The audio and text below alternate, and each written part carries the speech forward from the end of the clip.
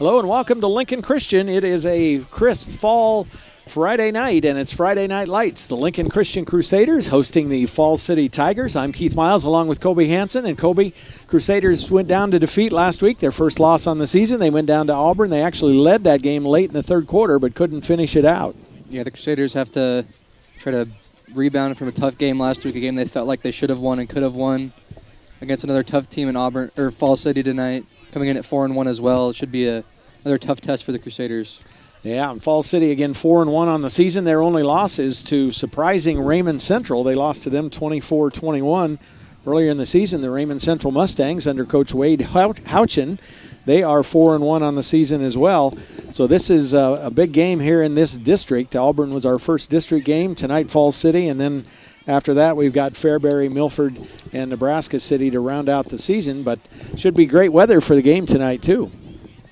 Yeah, not a lot of wind affecting anything tonight.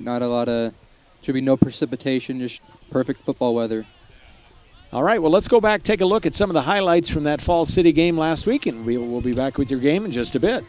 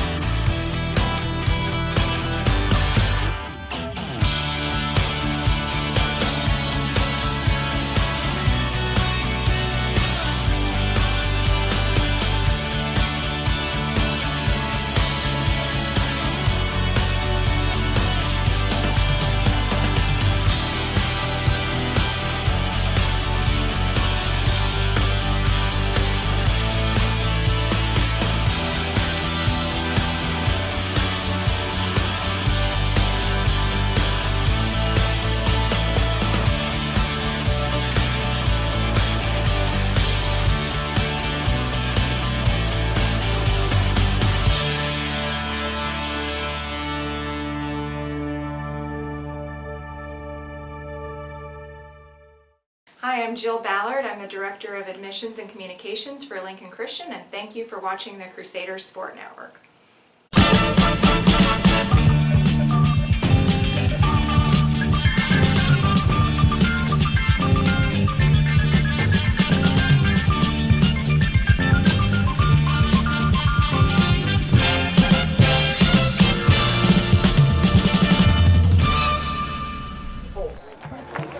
At linebacker, number 22, senior Drake Butler. At one of the safeties, number 28, senior Jace Heckenlively. At linebacker, number 33, senior Lucas Aldana. At the other safety spot is number 45, senior Leighton Weiss. At tackle, number 66, junior Jaden Nolte. At defensive end, number 69, senior Tyler Urey. At the other tackle, number 70, junior Justin Brewer. And at the other defensive end position, junior number 74, Thomas Fields. The Falls City Tigers are coached by Darren Fritz. And now, the starting lineups on offense for your Lincoln Christian Crusaders!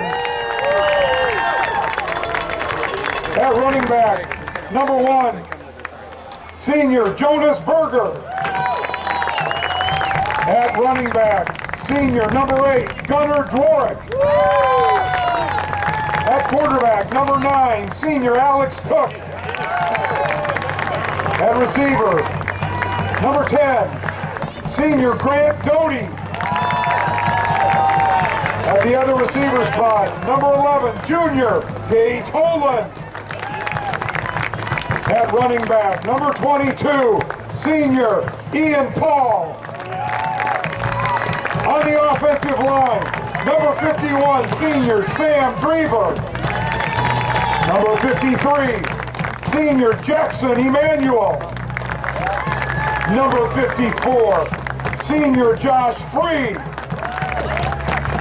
Number 55, senior Henry Smith. And number 64, Big Anthony Roth, a junior.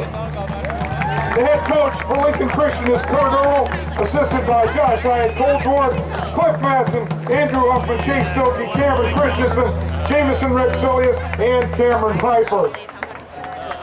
At this time, I would ask each of you to stand as we open tonight's game in prayer, led by our Director of Development, Mark Powell. At the conclusion of his prayer, please remain standing for our national anthem. Please pray with me. Father, what a beautiful night you've given us, and what a great game football is. And just pray for the safety of the boys as they take the field and compete to their best of ability. And just pray for our friends from Falls City, a great competition, safe travels home. And just so thankful that we are in a country where we can give you the glory, and in the end zones that we put to you all the glory for your risen Savior. And we just give thanks for what you've done. In Jesus' name we pray. Amen. And now, under the direction of Emily Bond, the Lincoln Christian Band and our national anthem.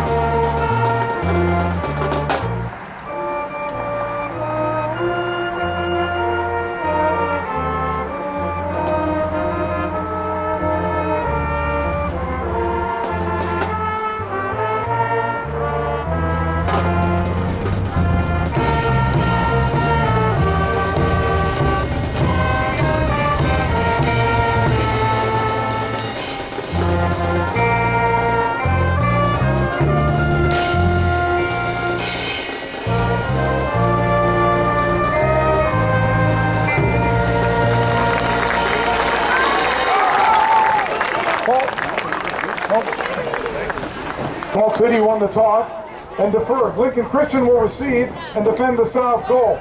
Your officials for tonight's game, the referee is Jeff Pappas, the umpire Mike Sheets, the head linesman is Scott Oler, Joe Fagler is the line judge, and Colin Niemeyer is the back judge. Game time kickoff temperature is 60 degrees, wind out of the southeast at 8 miles an hour.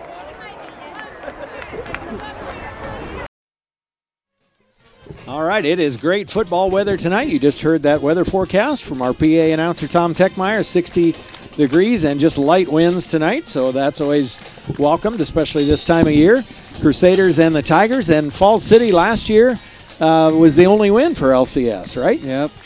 They came up here 2 years in a row that Falls City is here in Lincoln for the game with LCS, and of course we'll be down there next year. And another big win by Lincoln Christian over Falls City happened 4 years ago. Do you remember that one? I do not. That was the very first home game here at LCS. Oh, yeah. And Falls City was actually favored by a couple of touchdowns. I think they had a pretty good record coming into that game, and Lincoln Christian was able to get the win, 1-0 on their home field at that point. So big game tonight. Again, this is big not just for the district standings, but also in the wild card points, that if these teams make it to state, to the playoffs later in the season, that will help define your seeding as far as who you play in the first round and so forth. So hard to believe season's more than halfway over. Yeah, and every game now is big, just trying to getting those wild card points, moving up. Not a lot of opportunities for the Crusaders left. And of course, in this season, this unusual 2020, it's a blessing every week when you get to play a game, because several teams obviously have had to cancel a game here and there throughout the season so far. Well, when you think about the fact that NFL games and college games can get canceled, you just feel even more grateful for the high school games you get to play. Right. So for Falls City, that is number 33. That is, let's see, that's Lucas Aldana, who is their kicker and punter, and he will kick off to start the game. And Jonas Berger is deep on his own 5-yard line. And here's the boot. It's going to bounce to, let's see, that's Gunnar Dworak. He takes it. He's out past the 30, out past the 40, and wrapped up and down at about the 44. So Lincoln Christian going to start in some great field position. Yeah, now something they struggled with last week against Auburn is they could not win the field position battle. It was always an uphill battle trying to work against them.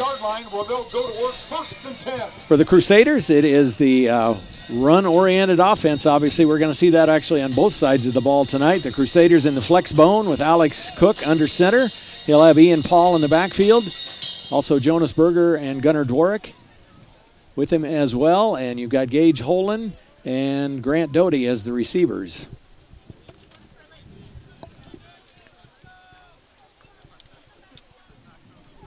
So the first offensive snap of the game, and it's a handoff straight ahead to Paul, and he breaks free and is close to a first down. Give him about 9 all the way into Falls City territory. Yeah, Ian's going to be looking for a big game tonight. Struggled a little bit against that Auburn front last week. Couldn't really get going. Had was a little banged up in that game last week. Really going to feed him tonight. Heckin' Lively on the stop, and the Heckin' Lively's, there's been a Heckin' Lively on the Falls City team every year for about 20 years, I think. Yeah, that's one of the names I definitely recognize. So the Crusaders short second down now. We'll see if they can convert here. And this time Cook drops straight back to pass, and Doty is open, and the pass is overthrown. And not a bad play call there when you got second and short. Yeah, second and short's when a lot of coaches love to take a big shot downfield, because if you're confident you can get that third and short the next play, why not take a shot to the end zone? And, of course, the Crusaders don't pass much. They have just passed for 131 yards on the season. Falls City's just passed for 145 yards as well. So now it's third down and short. And, again, in this position, Crusaders might even go for it on fourth down if they would not convert here. We'll see what happens on this third down play. And it's Paul again, and he's got the first down easily, and he's still on his feet. Breaks a couple of tackles all the way down to the 30-yard line, give him about 18 yards. He had 18 yards, and he tried to bounce that one to the outside. He ran into one of his own players, or else he might have gotten even more. Leighton Weiss on the stop for Falls City, but it's a first down for the Crusaders. And they mark the ball on the 31, so first and 10 for LCS. Yeah, and that's one of the reasons you go for that big shot on second down, because you have a guy like Ian Paul in the backfield who's a lot of times a guaranteed 1 or 2 yards, at least.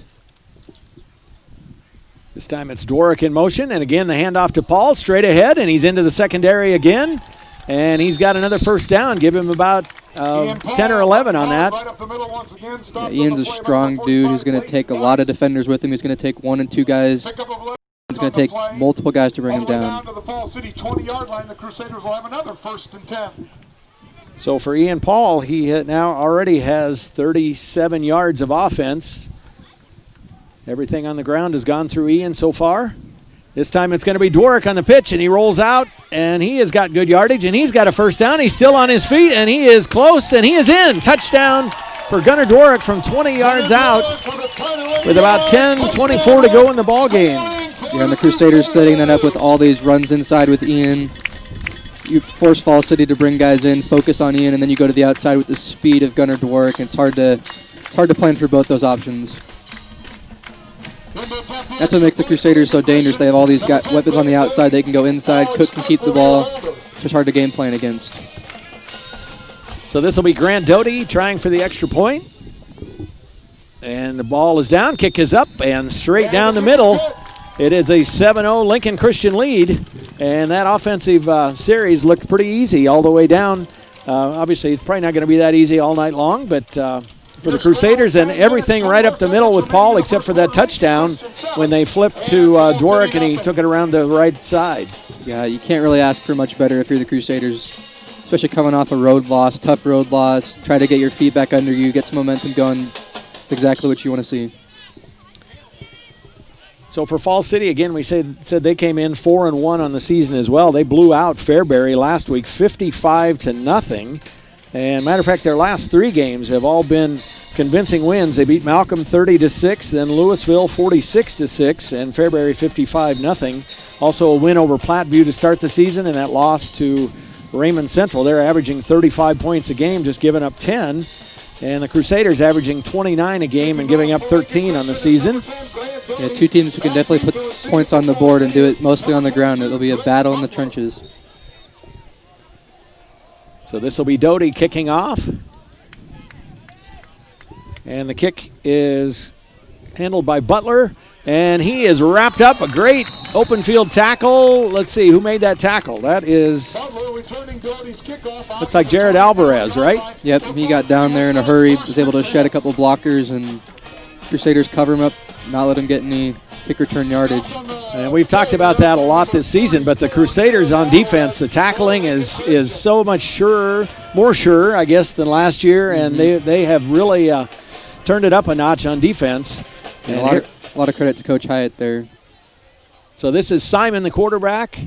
And, I'm sorry, they run that single wing, and it was Aldana who carried the ball, but a short gain, give him about 4. Crusader defensive line, gain of 3 yards on the play, brings up 2nd and 7 for Fall City. Carson Simon is their quarterback, but again, they run out of this single wing so they can snap the ball to anybody in the backfield. And there's the turn and the spin and the move straight ahead, and that is Drake Butler, number 22. By Butler once again. Running hard right up the middle. And Butler picks up 4. Stop made by number Be 3rd and a long 2.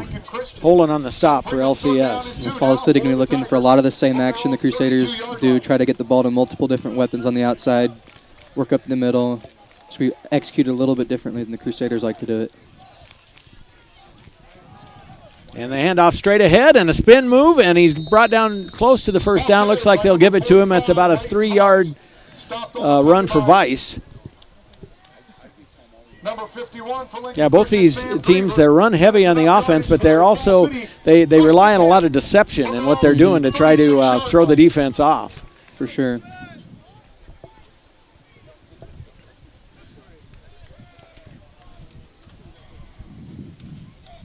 Here we go, 1st and 10. And around right end, that is number 15. Or 45, I'm sorry. Leighton Vice, those orange numbers, I wish they were a little darker. It's a little hard to read the numbers on there. Vice picks up, it's going to be wiped out anyway. He had just a short gain, but it's a holding call on Fall City, so that'll march him back. And it'll be 1st and 20. Yeah, something with both these offenses to look for is normally when you watch a college or NFL game, they use the run to set up a pass, or vice versa. These 2 teams will use inside run to set up outside run. It's same concept, just not passing the ball. You're trying to get the defense to crash in, fill the box, and then you run to the outside with your speed guys. And here's Simon with it. He turns it upfield and has pretty good yardage, back to about the original line of scrimmage. Give him about 9 on the carry. Alex Cook on the tackle. So that was just kind of an old-fashioned option where he just kept it. So make it about 2nd down and 9 for Fall City from their own 37-yard line. So again, these teams, we said, their stats are almost mirrors of each other. Falls City, 1,461 yards rushing on the season, 145 yards passing coming into tonight's game. And Simon this time runs to his left, turns it upfield, and unpitches at the last minute, and a great offensive play call by Falls City, and that looks like Aldana that got the pitch. Or Vice, and that is a run of about 17 yards for a first down. And the Crusaders unable to make Falls City pay for that 10-yard penalty. From the Lincoln Christian 49-yard line. So into Crusader territory, ball at the 49. And a handoff straight ahead, and that is Aldana, and he's got 10 yards and another first down. Yeah, that's what happens when you set up the outside option so many times. The Crusaders were looking for that, and then nobody's home to cover the middle. I'm sorry, that was Hecken Lively who carried it. So, again, these numbers are going to give me fits all night long, I'm afraid.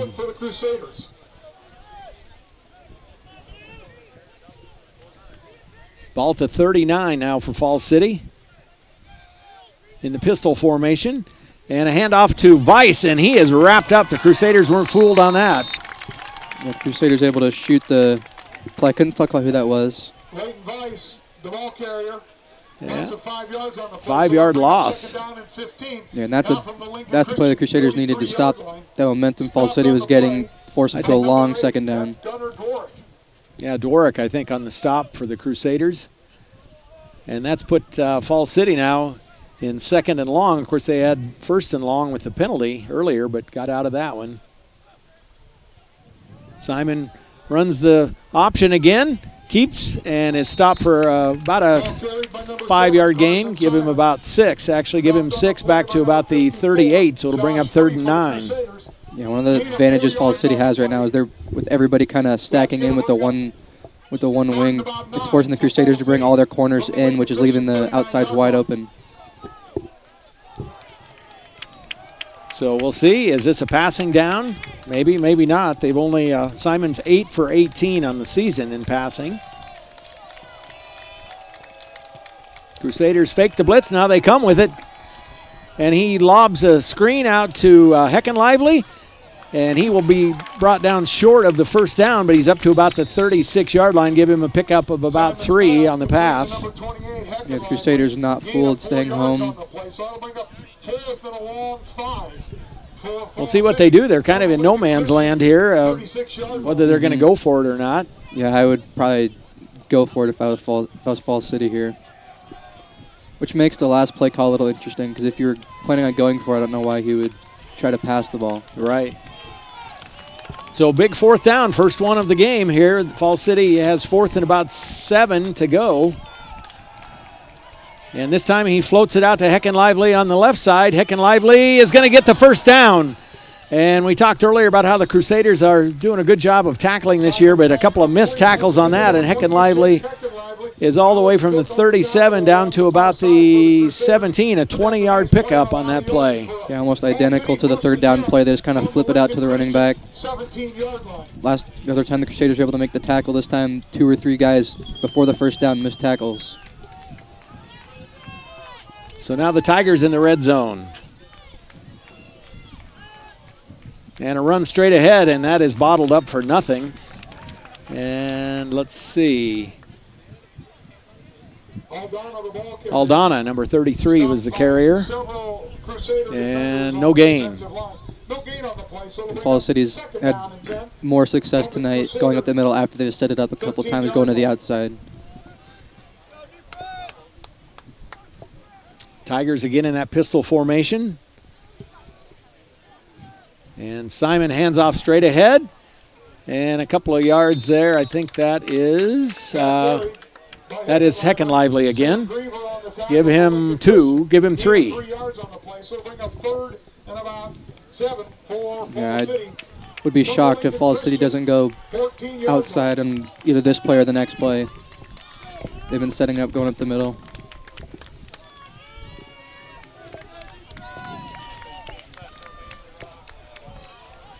They're down 7. They've got to get inside the 10 for the first down. They go straight ahead, and that'll be a short gain.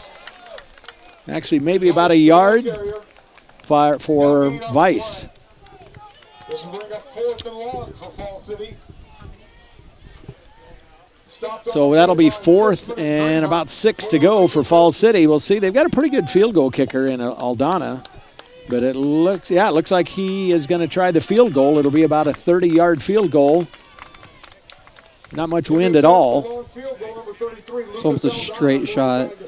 Yeah, ball right in the middle of the field. And it's blocked. And that's a live ball. And Doty, and he has to cover it. Boy, he tried to run before he could pick the thing up. Yeah, he had a lot of green grass in front of him if he was able to get that ball, but great job by the Crusaders to get that push on the line and then block the ball. And that's huge. Fall City is able to get into the red zone, but they're unable to come away with any points. It's a big stop by the Crusaders. And not only no points for Fall City, but the block on the field goal gives the Crusaders good starting position here. Yeah, man, if Doty could have picked that thing up, he might have had 6 on that. He had a couple blockers down close to him. Because it almost looked like once the kick was blocked, Fall City just kind of stopped. They didn't really do anything. And anyway, here it is. And on a first down, it's a pass, and Berger is wide open, and he drops it. He had to slow down just a bit. The ball a bit underthrown, but went right through his hands. Yeah, Berger lined up about where a tight end would usually line up, and he just bolted by the linebacker. They weren't even looking at him, and Cook put the ball just right there, and it was just unable to get it. And I like the play call, getting Cook a little bit more passing touches. They had a little more success with that in the Columbus Lakeview game. That was part of the reason they won that game. And there goes Paul straight ahead, but there's also a flag, and that's likely going to be holding, so that'll set the Crusaders back. However, there's a penalty flag on the field. Oh, it's a foul is the call against Lincoln Christian. Block below the waist on the Crusaders, or chop block, I should say. And that one, that's, I believe, a 15-yard penalty.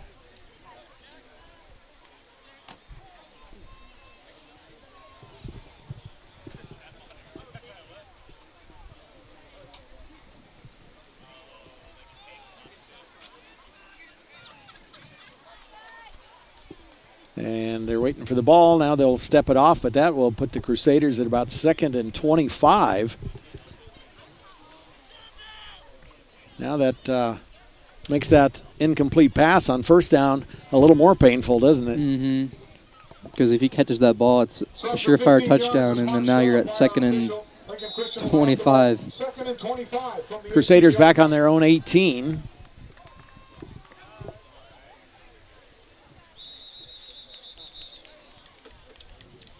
And a whistle. Is that going to be? Yeah, false start on the Crusaders, so that's going to make it 2nd and 30.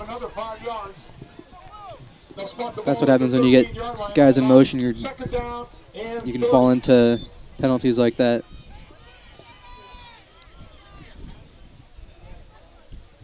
So Lincoln Christian, after that blocked field goal, a little discombobulated here. We'll see if we can right the ship.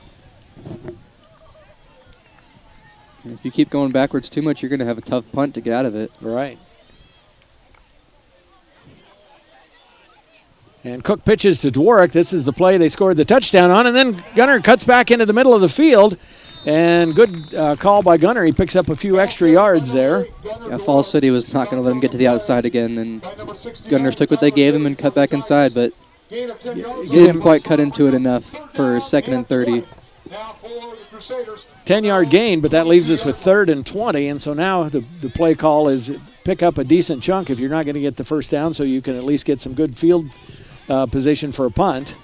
Yeah, and Falls City doing the right thing, playing off the Crusader receivers by at least, 10 yards. And Cook is walloped in the backfield as he goes back to pass. Yeah, Falls City didn't even blitz, and I think they had 3 guys in the backfield. And that is Jaden Nolte who sacks him, so that is a loss of about 8 on the play. Yeah, Cook had no chance. He hadn't even really turned around yet, and he was hit. That's just a probably miscommunication on the Crusader line there, because there were multiple guys in the backfield. So free into punt. Boy, that's a great punt. That drives the receiver way back, and he picks it up and goes straight up the field and is wrestled down. Great coverage by the Crusaders. Jake Bigler and Jared Alvarez on the stop. Yeah, Alvarez in there again after that big play on the other kickoff. That's one of the advantages the Crusaders have this year is a lot of these guys were playing special teams last year, and they're stronger. And it's the same thing as all these guys who start on offense and defense playing a lot. These guys have been playing special teams a lot. They're going to be better. And that helped considerably because Falls City, I'm sure, thought they were going to have that ball in Crusader territory to start this drive. Mm-hmm. And here's the run straight ahead. They're pushing the pile or trying to, but it's going to be a short gain. Give them about 2 yards. Butler on the carry. Gain of 3 yards on the play. So bring up 2nd down and 7 for Fall City. Give him 3 and 2nd and 7. They're on the 44-yard line. Again, both teams on their first drives marched right down the field. The Crusaders with a touchdown and Fall City with a blocked field goal. Then the Crusaders went 3 and out. See if they can return the favor to Fall City. And here's a swing around the corner. And a good stop by the Crusaders there right at midfield. That was Weiss who carried the ball. Yeah, much better contained from the Crusaders that time. On the first drive, they were kind of letting Falls City kind of run around to the outside. That time, a much better job at keeping them in front of them. So Weiss picks up 5, 3rd and short. Big defensive play for the Crusaders and a big offensive play for Fall City as they want to keep the drive going.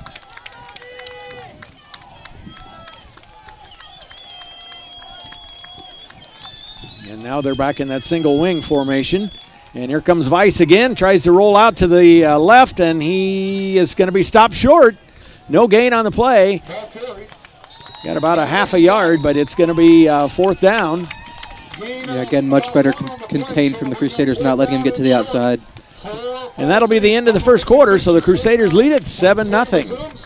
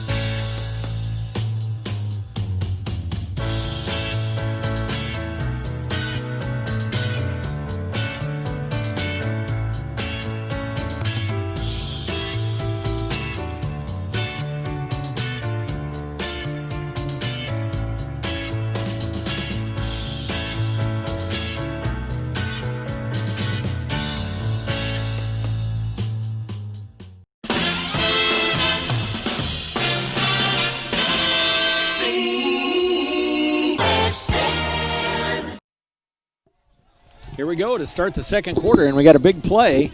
It is 4th and about 2, although it looks like Fall City is going to punt. Aldana will punt, and that is Dworek's back deep. Wouldn't the Crusaders look like they're planning for a potential fake? And it is a fake. It is a fake, and they've got the first down and much more. And, yeah, it looked like they were ready for it, but they weren't because Fall City picks up a nice gain of about 8 yards, or about 10 yards for the first down. Yeah, it looked like the Crusaders were kind of planning for almost a potential fake punt pass, and then they just ran it up the middle, and the Crusaders had less guys on the line than they would normally would, and they only needed a couple yards. And probably not a bad gamble for Fall City. At the 50-yard line, while you're not giving it to LCS deep in your own territory if you don't make it. And the handoff to Heckenlively, and he's got a good gain. Give him about 7 down to the 34. And we'll see if that gives Falls City a little bit more momentum. Crusaders did a pretty good job at taking that with the blocked field goal and then a good stop on defense. And then now Fall City may be able to kind of reclaim that. Leading tackler for the Crusaders on the season is Josh Free. He comes in with 42 stops, and he got that tackle. Now second and short for Falls City, and it's a keeper from Simon, and he bounces off the pile, and he's going to have himself a first down. So good second effort from Carson Simon. Yeah, it kind of looked like he got kind of trapped in his own line a little bit, maybe a busted play even, but was able to crank it out for a first down. Ball's on the 29 now, and Falls City is driving. Now for Falls City from the Lincoln Christian 29-yard line. That it cut out like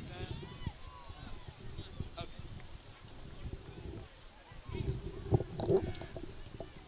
Here we go, 1st and 10 for Falls City. And that is Heckin Lively again, and he is into the open, and he is going to score a touchdown to tie this game. 10:22 to go in the second, and Heckin Lively, no, I'm sorry, that's Drake Butler with the score. Yeah, the two fakes that they ran there kind of got the Crusaders secondary flat-footed, and they were unable to cover that back part of their defense. About a 21-yard touchdown run by Butler. And now Aldana will try to tie the game. And a bobbled snap. And now a pass. And it falls incomplete. So good job by Falls City to try to make something out of that. Yeah, in the end, Falls City, or Crusaders, unable to capitalize on the blocked field goal, and then Falls City is able to take a fourth down and convert the fake punt and then score a touchdown. So the Crusaders still lead. It's 7-6 now. Falls City with the touchdown, but no PAT. And the Crusaders back on offense. So again, the Crusaders went 3 and out the last time they had the ball. They will try to right the ship offensively and see what they can get. Yeah, and the Crusaders kind of were rolling on that first offensive possession. Then they had the 15-yard chop block penalty and then the false start penalty that kind of derailed their second drive big time. And so far, Falls City has yet to prove that they can stop the Crusaders on a penaltyless possession. Crusaders 2 home games in a row. Next week it's Fairbury. The Jeffs will be here. And next week's homecoming, right? Yep. Kind of interesting coming off on another home game the week before, because I was told that normally you do homecoming on the week after an away game, but oh, because you can come home, right? I didn't even know that was why, but I was told.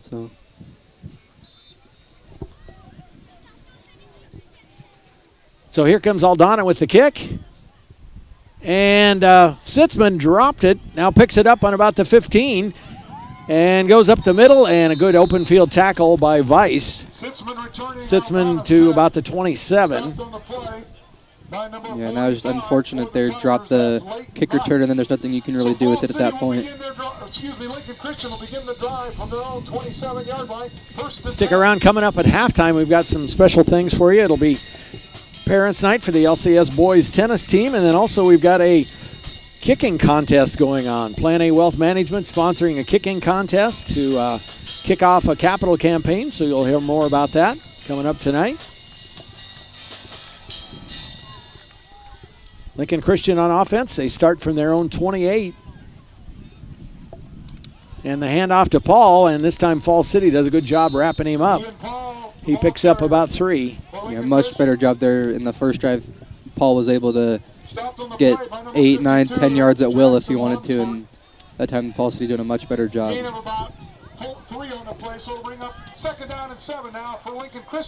Bigler comes in. He and Holden are set wide to the left.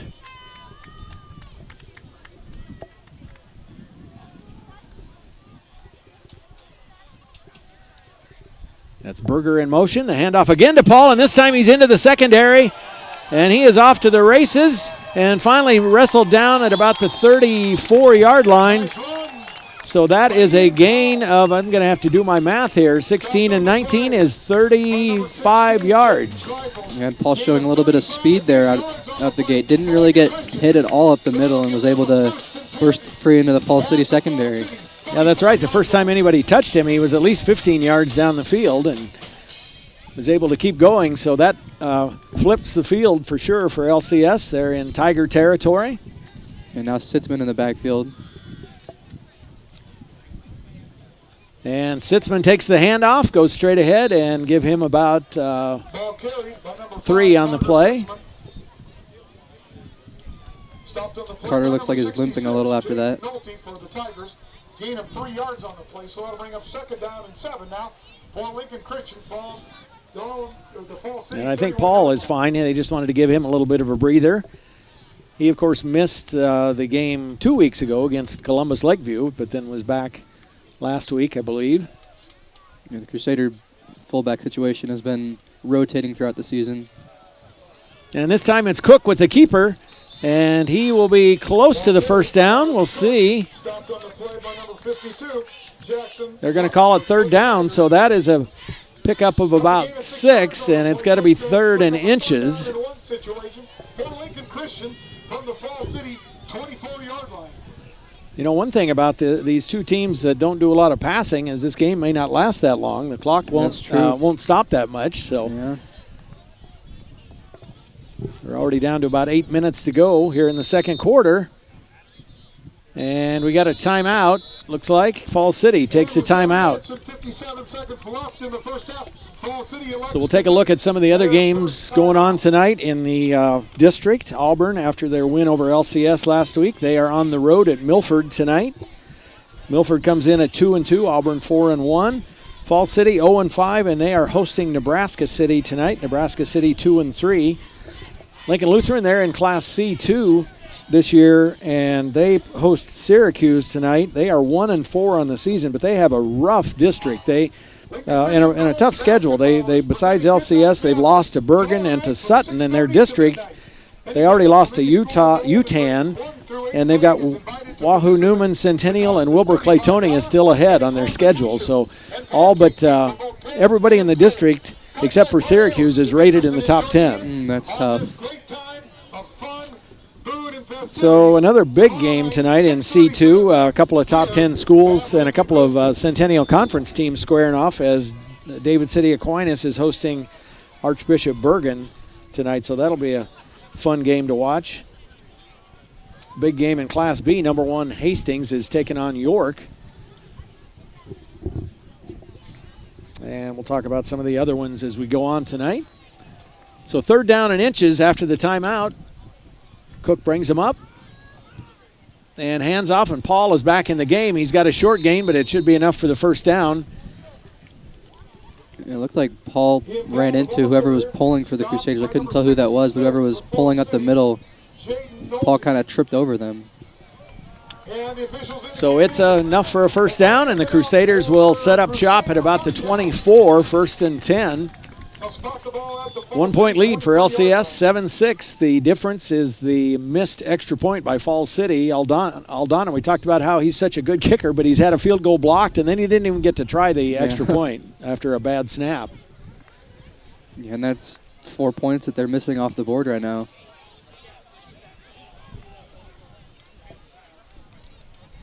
First and 10 for LCS. Berger in motion, handoff straight ahead to Paul. And he's got a good gain. He may have another first down. He does, I think, about 10 yards.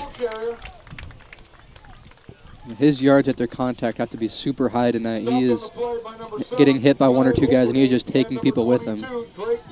Well, he comes into the season, to the game tonight, averaging 6.7 yards on the carry, but he's got to be averaging 12 or 13 a carry tonight. Mm-hmm. Especially with that one big run he had. Right. He's only had really 1 or 2 runs that have been shorter than about 8 or 9 yards. And he gets it again, is stood up, but still manages to go ahead and picks up about 5 down to the 9.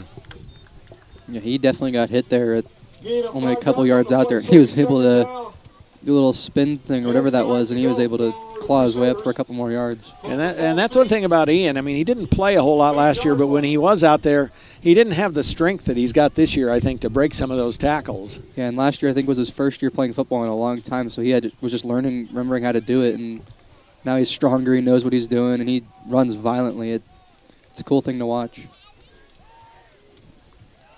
And again, Paul takes it, and he is down close to the 5. Ball carried once again by number 22, Ian Paul. So give him about 3 on the carry, and that'll be 3rd and 2. So bring up 3rd down and 2 for the Crusaders from about the 6-yard line.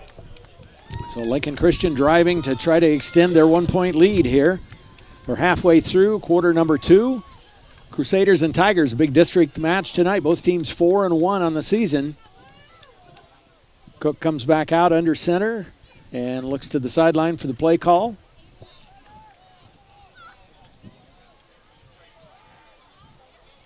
And Paul takes it, and he is into the end zone. Touchdown, Lincoln Christian.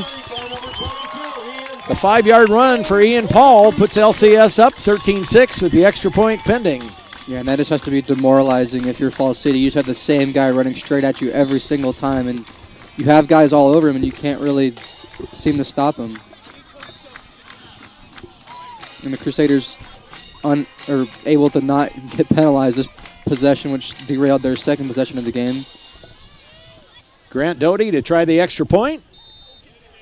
And it is good. So the Crusaders extend their lead. It's 14-6 with 5:38 to go. Yeah, and the Crusaders don't leave a ton of time up for Falls City, but that's enough for Falls City so the Crusaders cannot let up here before the half. They got to try to keep Falls City off the board going into halftime. Right, and if Lincoln Christian can force a 3 and out, then they're going to have some time to try to do something too. Yep. So some of the other games going on tonight. Wahoo Newman is at Centennial. Malcolm at Ashland Greenwood. Ashland Greenwood is rolling at 5-0 on the season. Waverly and Beatrice in Class B. Adams Central at Central City.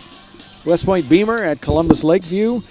North Bend Central at Columbus Scotus tonight. Hastings St. Cecilia is at Doniphan Trumbull. Ord at Grand Island Central Catholic, and Broken Bow at Kearney Catholic. Boys Town tonight is at Logan View Scribner Snyder, and Boys Town is not having a good year at all, and that's pretty unusual. Yeah, normally they're one of the most dominant athletic teams in the state. And Doty puts his foot into it. It's caught by, I believe that's Hecken Lively, and a good gain. And he is out at about Butler, I'm sorry. I'm going to do that all night long, get these guys mixed up because those numbers are so hard to read. But good field position for Falls City. I don't know if I just noticed this on this kick, but Doty kicked it with only a couple of guys to his right. He was very far on the right when he kicked that.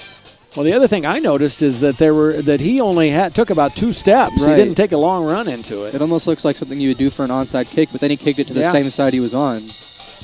That's interesting. Falls City in the single wing this time. And the spin by Butler, and he gets a couple of yards. Give him about 3 up to the 38. About 3. Yeah, I think that was the same play Falls City scored on the last possession. Second down and 6 for Falls City. From their own 38-yard line. Stopped on the play. Falls City with 2 times out left. Crusaders with 3.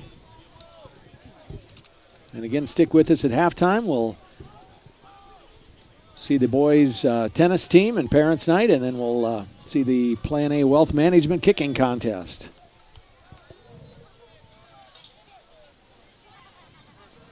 And Carson with the keeper, and he is tackled from behind by Carter Sitzman. The problem is Carter gave him a couple extra yards on that tackle, kind of pushed him forward a little bit.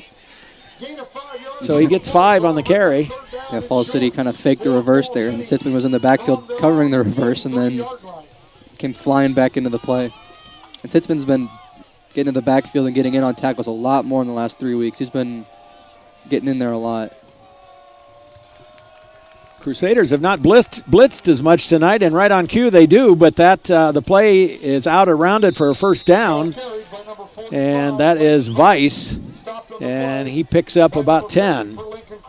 Yeah, that's going to be tough for the Crusaders to blitz tonight with the way Falls City runs their offense. So Falls City in LCS territory. License plate UUH 332. First and 10 for the Tigers. And they're back in the single wing. Butler hands off to Hecken Lively, and he's got some good yardage. steps up and over a Crusader player, and he's got 10 for a first down. Yeah, Falls City looking really good here on the possession, mixing things up, going inside, outside. Very similar to what the Crusaders have been doing. Crusaders will have some work to do at halftime to see what changes they can make on defense to try to anticipate what Falls City is going to do and be able to plug some holes here. And this time Butler keeps it, comes off to his left, then turns it upfield, and picks up a decent gain, give him about 7. He's down to the 31.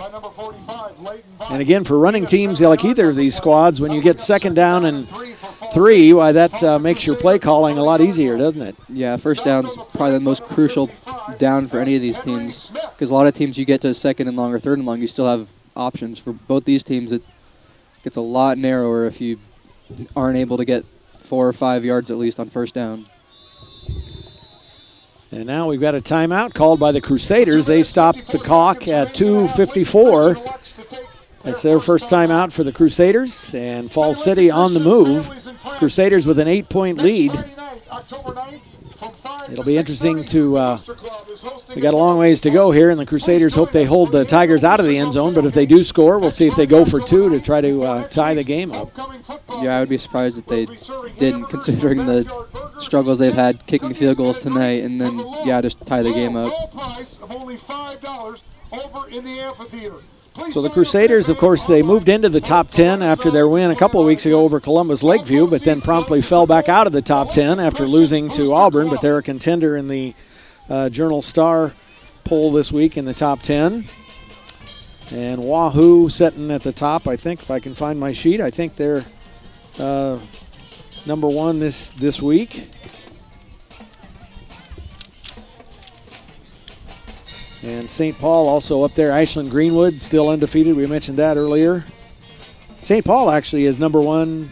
No, I'm sorry. I'm looking at volleyball stats. Volleyball top 10. We'll find that later. St. Paul and Wahoo are in the top 10 in both football and volleyball. Here we go. This is Butler, I believe, with the ball.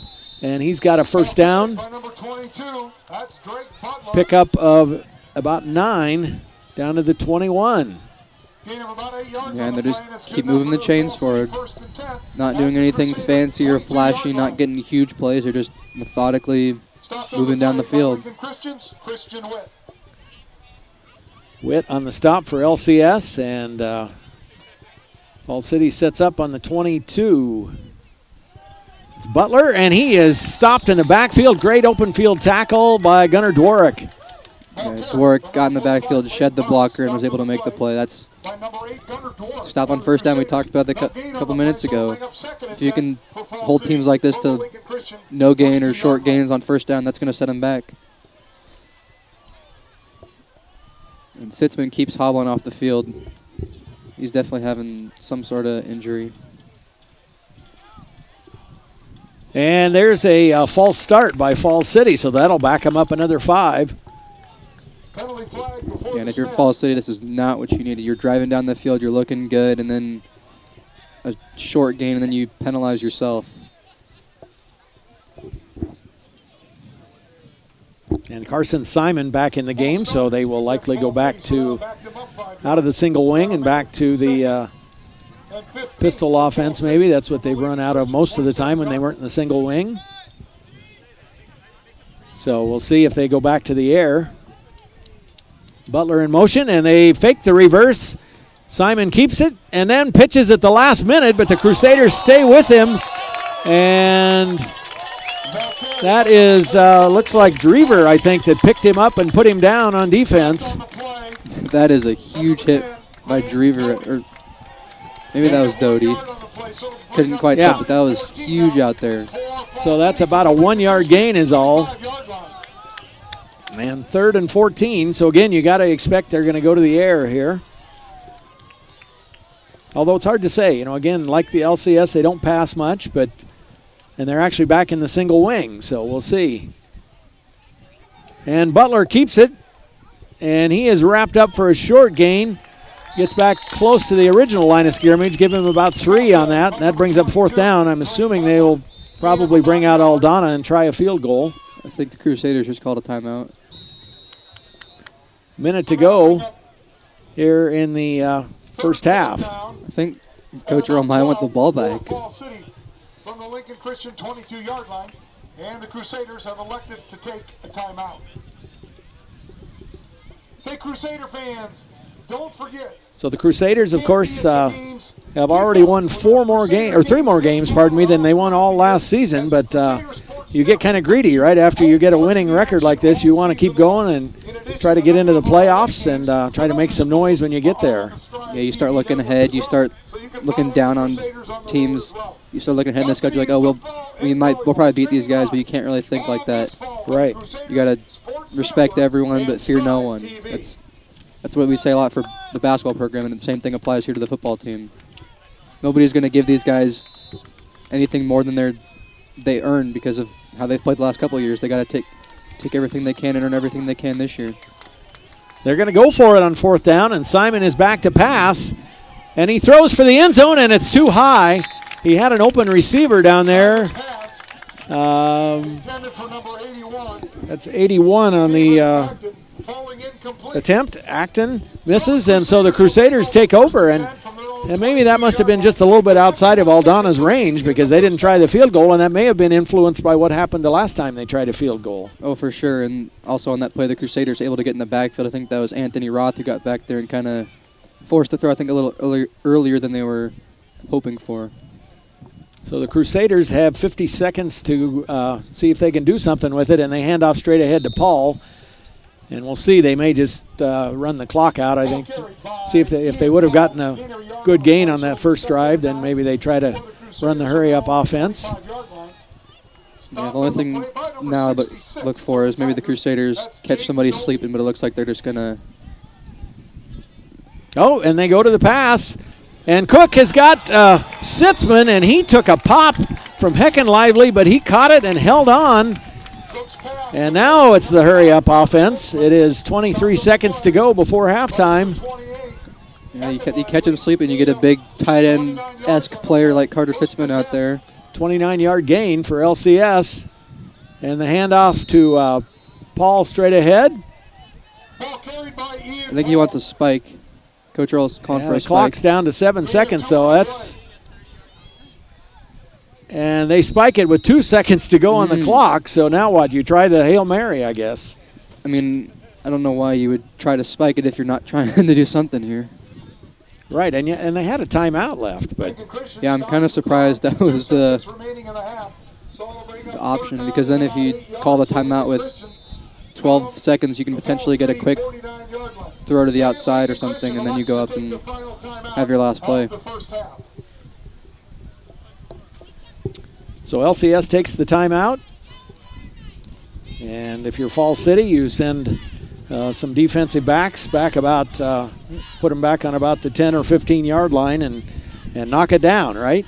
Oh, for sure, and Cook's not really known for having a huge arm, so...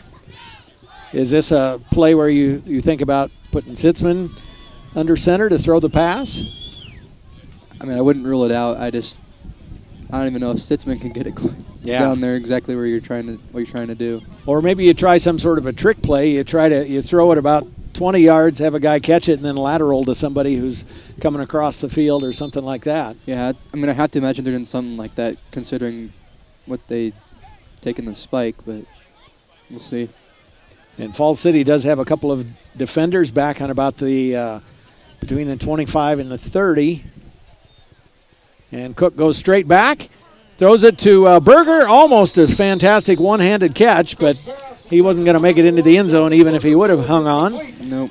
But the Crusaders take a big 14-6 lead after a great stop on defense in the last minute of the half. Falls City was driving, but the Crusaders held them. And Lincoln Christian also with a blocked field goal earlier in the half, and that spells the difference. It's a 14-6 lead for LCS, but on defense.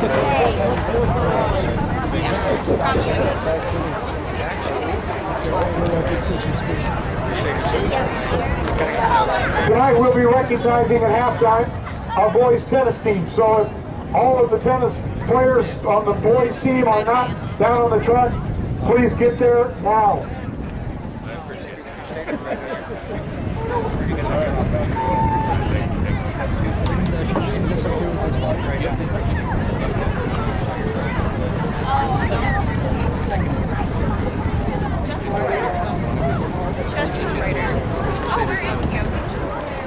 All right, so we've got the Paris Knights for tennis coming up in just a bit, so hang with us for that.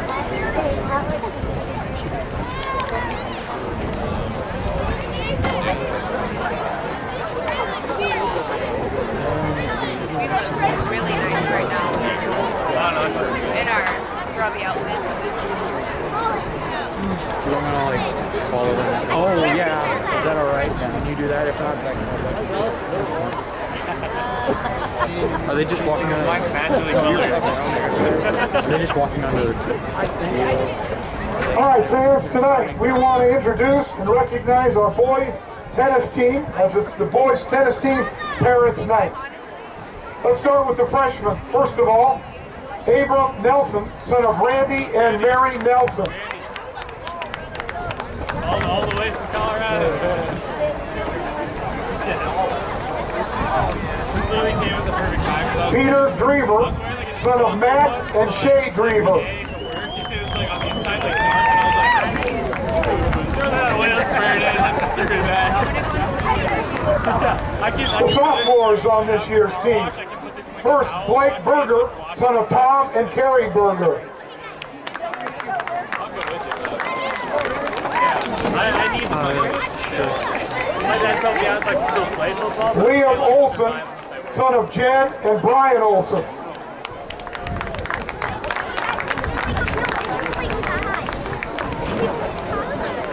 Spencer Sharp, son of Pamela and Rob Sharp.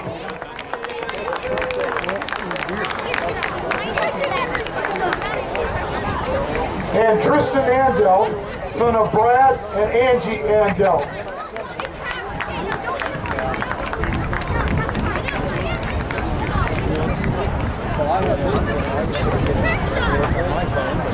The junior on the team, David Herring, son of Derek and Amber Herring.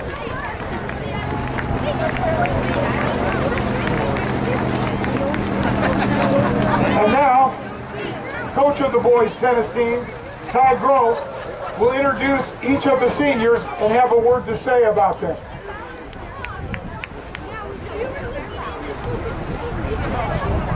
All right, starting off, Ben Ingracia, son of Heather and Steve Ingracia. Ben has been a great player for this team for many years. He's extremely coachable and always wants to learn and get better. His natural God-given ability and work ethic are something that I am jealous of, and I know his work ethic and enthusiasm for learning will take him far in his future. Ben Ingracia.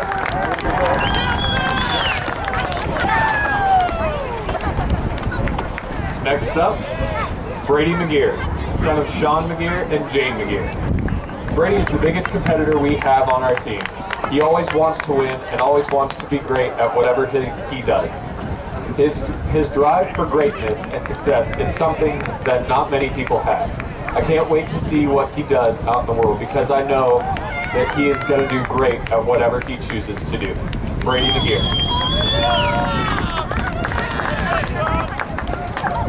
Daniel Bernardson, son of Paul and Nancy Bernardson. Dan has done so much for this team. Not only is he one of the best singles players in the state, but he also does his best to share his tennis knowledge with his teammates, and he wants to make sure that those around him get better.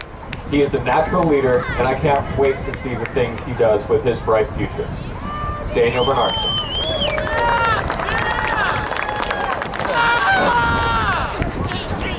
And finally, Miles Olson, son of Jen and Brian Olson.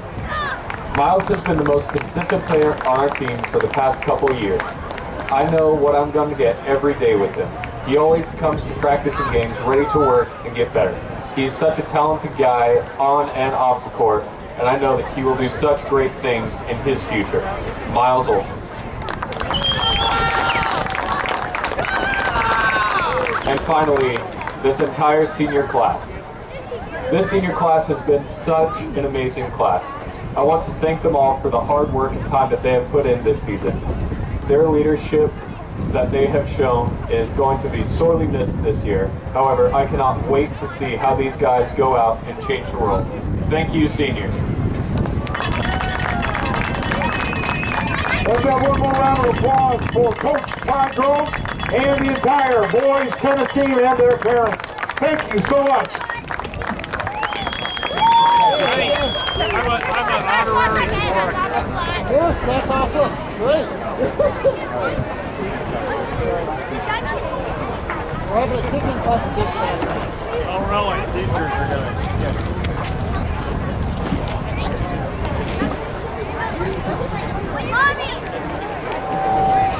Lincoln Christian School Foundation is kicking off their To God Be the Glory film series this next week with stories of the eternal impact through activities at Lincoln Christian.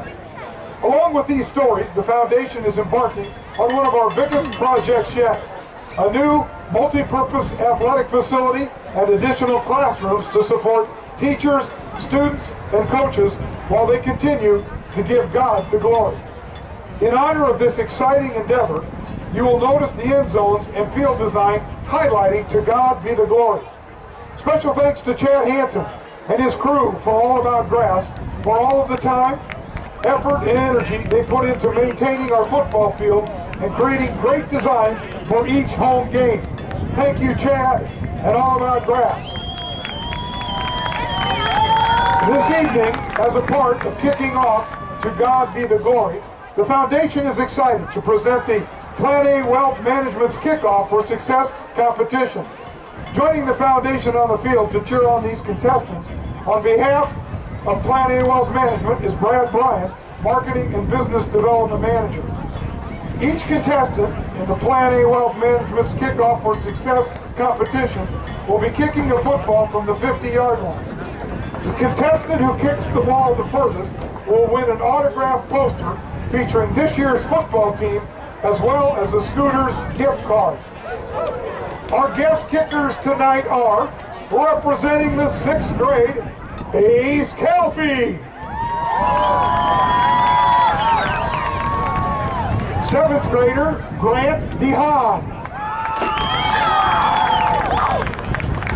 8th grader, Alex Sharp. 8th grader, Bella Bingham. Representing Lincoln Christian School football parents is Shay Drever. And representing the Lincoln Christian teachers is none other than the one and only Sheila Swoboda, kindergarten teacher and football mom. All right, contestants, are you ready to show off your kicking skills in the Plan A Wealth Management's Kickoff for Success competition? All right, join me in cheering on each of our great kickers. First off is Alex Sharp.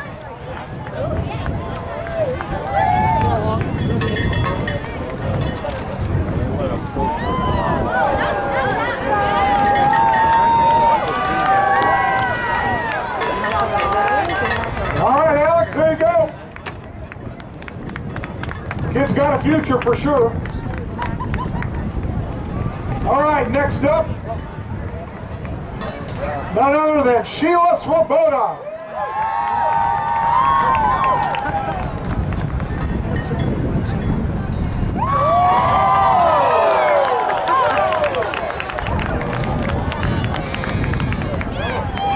Not bad for a kindergarten teacher. Keep working, Sheila.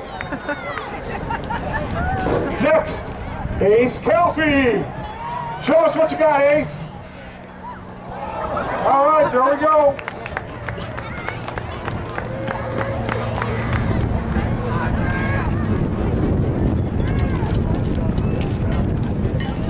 All right, Grant DeHaan, you ready? Here we go. Oh, wow. I think he just surpassed Sheila Swoboda. Yes, indeed. Down near the 31-yard line. All right, great. Oh, look at Bella Bingham. Didn't even have a chance to to tell you she was. That was Bella Bingham down to about the 21-yard line. And last but not least, in any stretch of the imagination, Shay Dreamer. And I don't think we need to bother marking that one. Well, it looks to me, by my precise calculations, that your winner is Bella Bingham with a 29-yard kick. Way to go, Bella. Congratulations. Enjoy that gift card to Scooters. Bella Bingham winning the Plan A Wealth Management's Kickoff for Success competition. Thanks to each and every one of you for participating in tonight's activities and for supporting Lincoln Christian School and the Lincoln Christian School Foundation. Lincoln Christian School Foundation is excited about what God is doing here at Lincoln Christian and can't wait to share with you some of the stories of students and how they are being impacted. Watch for videos to be released in the weeks ahead. If you have any questions or are interested in being a part of this new project, please talk to Mark Powell in the Lincoln Christian Foundation. Hi, I'm Dr. Zach Kastelbaum, Superintendent at Lincoln Christian School. I want to share with you some of the exciting things that are taking place at Lincoln Christian School this year. First of all, though, I just want to thank you for the amazing support and encouragement and prayer that we've received during this time. It's a privilege to partner with you in providing a Christ-centered education. Right now, this school year, we have more than 112 new students walking the hallway. We praise God for that. And most of all, we just praise God for the opportunity to provide a biblical worldview education and hopefully be transforming influences in students and families' lives. We pray that each student that walks out of Lincoln Christian School is a transformational influence. We're excited that the fall sports are up and running. We're excited that we have students here in person, and we've been able to do that in a way that is distinctively different than the way many schools are doing it, but also puts our students, our staff, and our families in a position where we believe we're taking extreme safety precautions. And we're also honoring the governmental authorities that are above us that have put directed health measures in place. So while we're masking and things look different in some ways, our students also have that opportunity when they're in classrooms to not be in masks. We've set up ways that we can socially distance, and we've had the opportunity to allow our students to return to as much normalcy as possible as they attend Lincoln Christian School. Right now, we're also excited about the fact that we're branching off into a $3 million campaign in which Shields has pledged the first $500,000 as we look to build a multi-purpose center, training facility, but also new classrooms as we've seen Lincoln Christian School grow over the last several years. We're just very excited about the things that are taking place. We've looked over the past few years, the number of kids participating in activities and the opportunities they have here at the school continue to grow. And most of all, we just want kids to realize that with all the craziness that's going on in the world, that the one thing that's unchanging is God's Word, and that it's infallible, it's inerrant, and despite the times and the messages that are being told to kids and families, that they know that there's an ultimate truth. And we want students and families to ultimately look at everything through God's Word and see how we are called to live differently than the world. And so those great things are happening, and a large part of that is because of your faithful service and your faithful contributions and giving of time and resources and energy to the school. And it started well before me, back in 1951, of faithful men and women called by God to serve this great school. So thank you.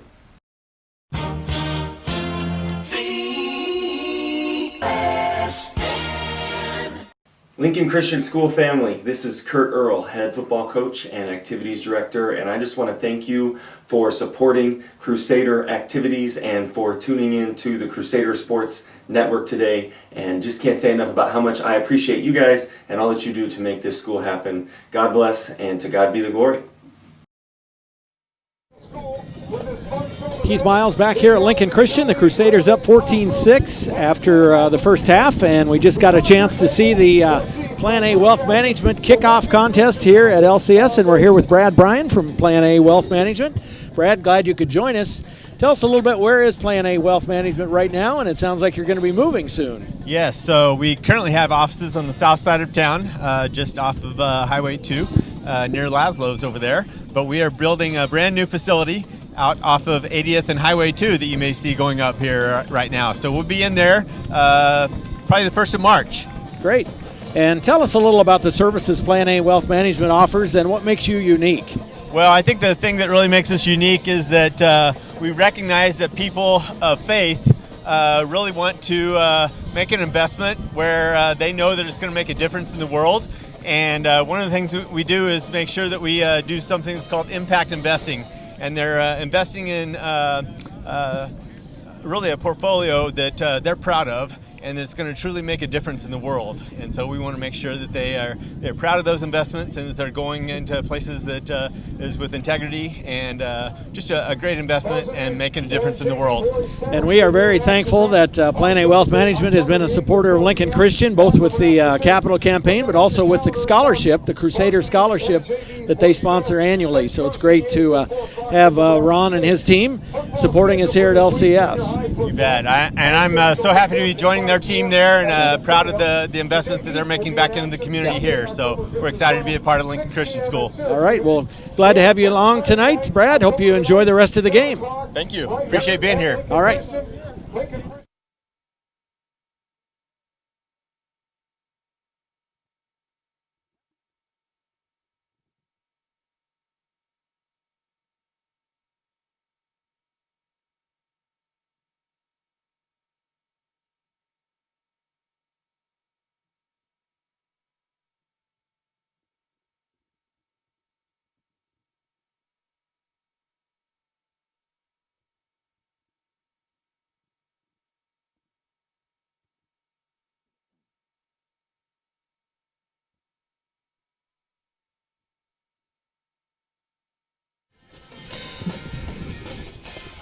We're back here for the second half of our game tonight. The Crusaders with an 8-point lead.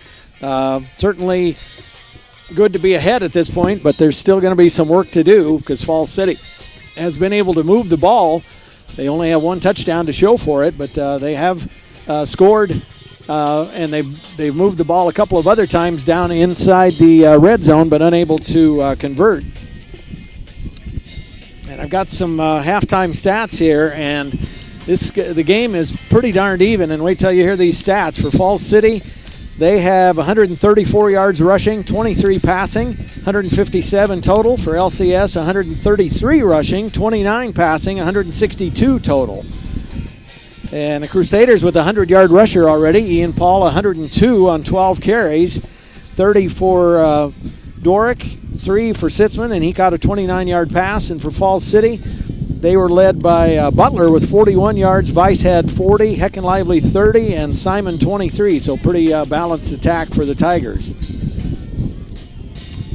And now as we get ready, oh, there we go. I had your mic turned off. Or you were probably talking, and I'm like, yeah, okay.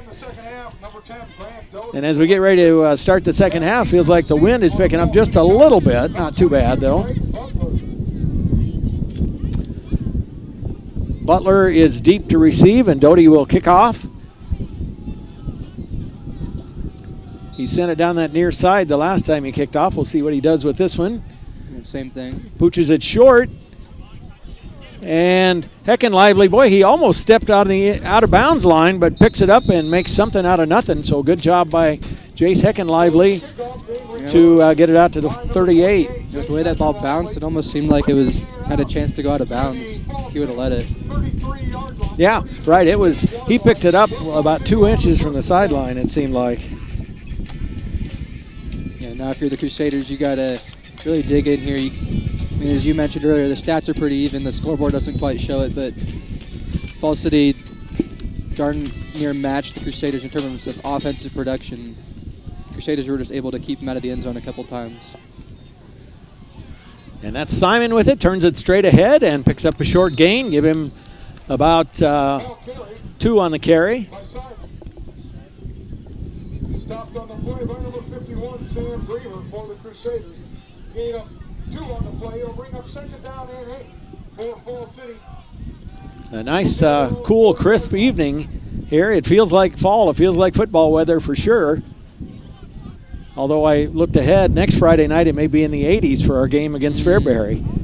That's crazy. There's Simon with it on the option. He keeps it, turns it upfield, and has a nice gain. He's going to be short of the first down, but give him about 5 on the carry. Yeah, and that's been by far Falls City's most successful play tonight, is that outside option. Usually after they set it up a couple times going up the middle, but then they get to the outside. If they're able to turn the corner or draw the defenders up to the quarterback, they've had a lot of success there tonight. Our first third down here in the second half. Falls City's got about 3 to go to get a first down. Short 3. And Butler takes the direct snap, turns it upfield, and he may have gotten it. Looked like he was going to be wrapped up just behind the line of scrimmage, but he is able to get it. He kind of just stumbled forward, put his hand on the ground to kind of keep himself upright just to get enough yards. So 3-yard pickup for Butler, and it is first down on the 49.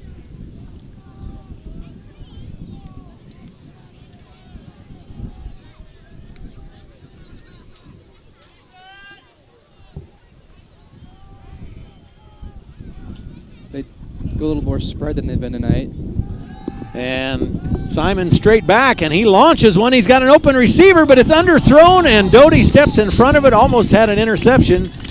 But nonetheless, it's a pass breakup for Grant Doty. I think that was the first time tonight Falls City went to a 4-receiver set, and then they throw the deep ball, and Doty really wanted that ball.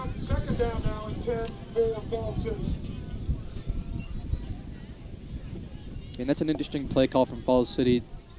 Able to get the first down, and then on the first down and 10 play, which they've had success on tonight, just moving the ball methodically, they throw a deep ball. It's an interesting play call. In the spread again. This time it's a handoff straight ahead. And that is Heckenlively, I believe. He picks up about 4 to the 47. Sitzman on the stop for LCS. Yeah, and if you're Falls City, that would have been a perfectly fine play on first down, but now that was second down, so now you got 3rd and 6 to go here. Just a much different situation than they've been in most of the night. And again, they may feel like they're in 4-down territory here, but Crusaders want to have something to say about that. And Simon hands off to Heckenlively again, straight ahead. And he's going to be a little short of the first down. Oh, I'm sorry, it's Butler. Or no, Weiss. Okay, I'll get it right the third time. Weiss with the carry. And so he picked up about 4 yards on that fourth, and call it a long 2. Yeah, and Weiss is really driving his feet there. It took like 5 or 6 Crusaders to bring him down there. Yeah, and this is definitely 4-down territory if you're Falls City. Trying to come back into this game knowing that Lincoln Christian's been able to move the ball basically at will tonight whenever they've wanted to.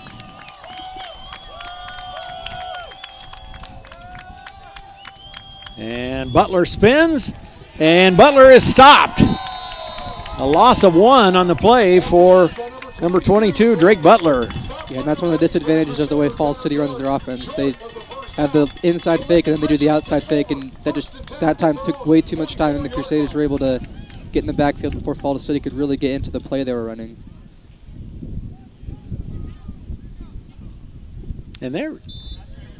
And that was that 4th down? Yes. Okay, all of a sudden I'm thinking, wait a minute, that was 3rd down, but no, it was 4th. Okay. All right, here we go. The Crusaders 1st and 10 going the other way, so another stop for LCS, and they've got good field position to start this drive. And Paul straight ahead, and give him about 5, give him about 4, up to the 48.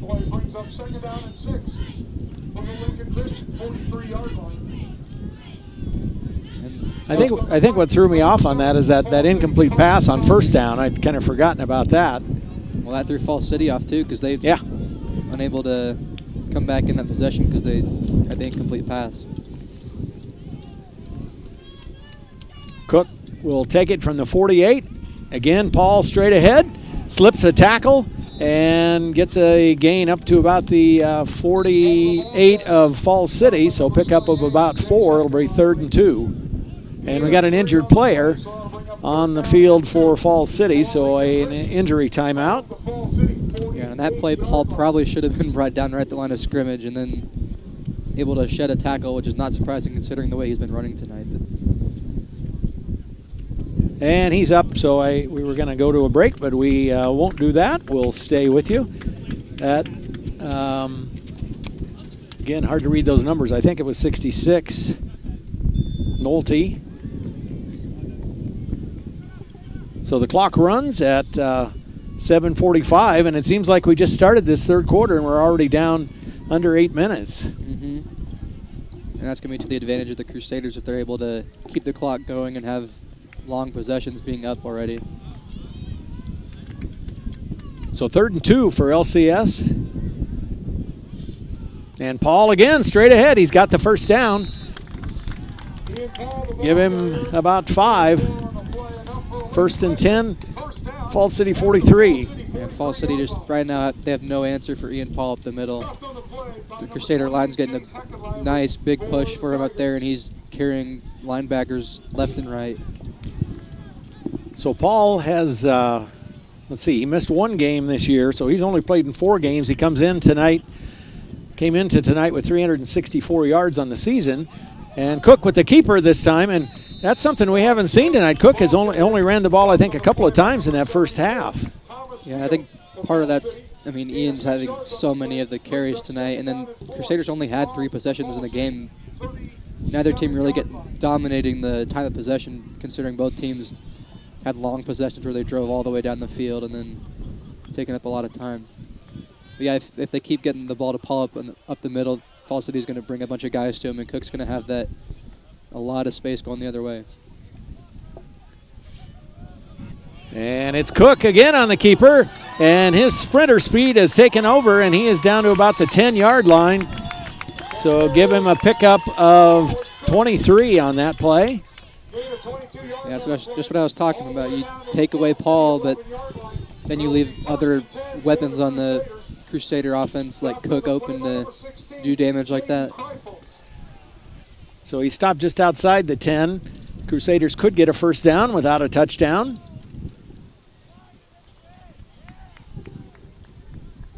And at this point in the game, we have gone under the 6-minute mark here in the third quarter. A touchdown for the Crusaders would give them a nice lead. Wouldn't be over by any stretch, but that's Paul with the carry. And he picks up about 3 yards on that play. 5 yards on the play. So make it 2nd and 5 or 6 now for the Crusaders. They give him 4, I guess. They're going to call it about 2nd and 6. The ball on about the 7. Yeah, compared to most of his runs tonight, that seems pretty short for him. But for the Crusaders, you can take 4 yards every play.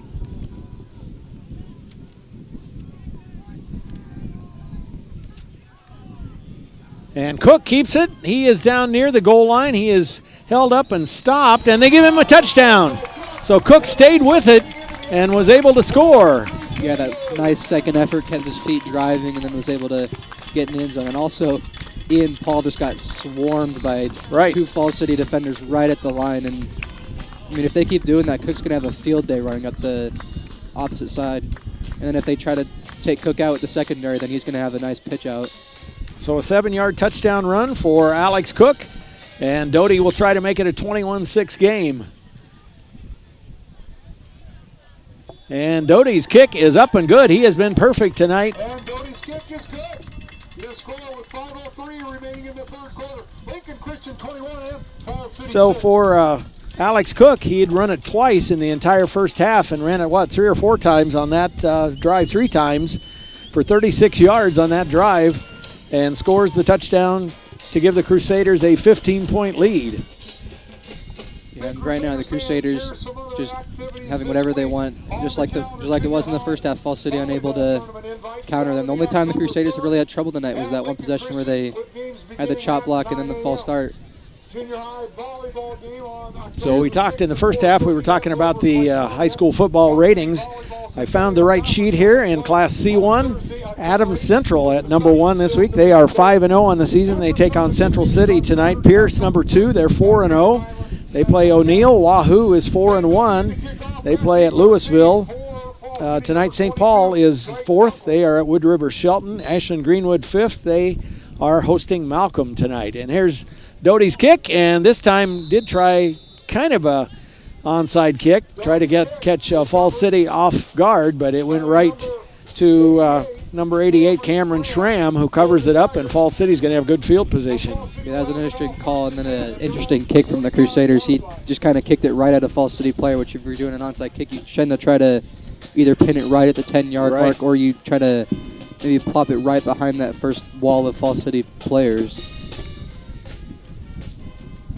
So to round out the top 10 in Class C1 this week, Wayne is 6th, Kearney Catholic 7th, Cozad, North Bend Central, and Mitchell round out the top 10. Simon in the spread, drops straight back and throws the little dump pass off to Heckin Lively, and he's got about 4 yards up to the 49. Yeah, they like that play where they send a bunch of receivers out, get the Crusaders all spread out, and then they just drop it off to the running back, giving him a lot of space to work. Sitzman on the stop, and it brings up 2nd down 6, ball on the 49.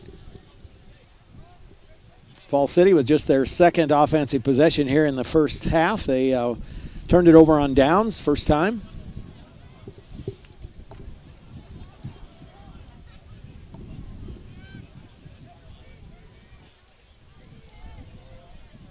And Simon takes it, rolls to his right, and then comes back to the left, and he's got a wall of blockers and turns it upfield. And he had a first down, gave it up, but then did end up getting it. A pickup of about 6 for Carson Simon. Yeah, that was a great job by Falls City getting blockers down there for him and having heads-up plays, because they probably weren't really expecting to block in the situation, but they were able to keep their heads on them and get good blocks.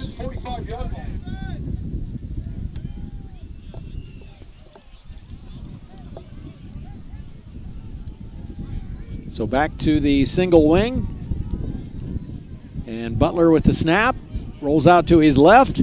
Is chased. And the pursuit by the Crusaders brings him down for a short gain. Give him about 2.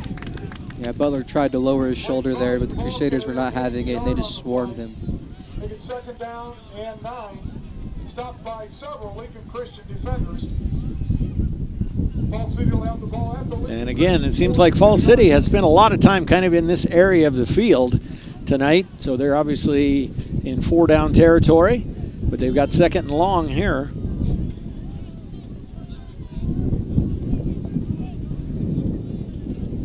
And you can tell from the microphones our wind has picked up just a little bit. A spin, and Simon goes straight back, lobs it over the top, and just a little bit too tall. He had a receiver there, but Acton was the receiver, but Jonas Berger was there right on him on the defense. Yeah, Jonas probably could have had a chance at an interception if he would have just been a little second later even. And then the Crusaders are again getting pressure up the middle, forcing a little bit of a quicker pass, I think, than Falls City would like. I'm kind of surprised at the change in formation Falls City's going with. They've been having success tonight, just pounding it up the middle, getting methodical drives, but now they're spreading things out, going to a lot of passing stuff. And Simon again drops back to pass, and he is going to be swarmed under. Free is in there, and also it looks like Jackson Emmanuel in on the stop. Yeah, I think he wanted to drop that off to whoever the running back was in that play, but Crusaders had it covered and he didn't really know what to do. So 4th and 12, and that will end any thoughts of going for it on 4th down. Aldana will punt, and I think that's is that Doric who's back there? Yeah. And a good punt from Aldana.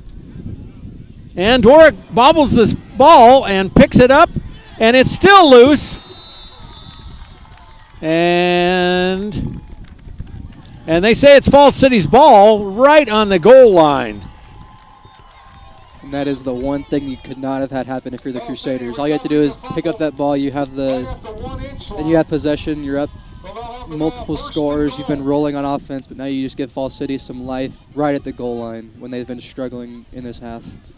Yeah, and I'm almost thinking, okay, at that point, that's a tough call. I mean, if you let the ball bounce, then they could have downed it deep in their own end, but obviously that would have been a better result than turnover. So Falls City first and goal on the 1-inch line. And they plow straight ahead, and that is Aldana who takes it in for the score. And that's going to change the whole dynamic of this game right now. And I'm guessing they're going to go for 2 because they are down 9 right now. Maybe not. We'll see what they're going to do. So they huddle up here. And, yeah, they are going to go for 2.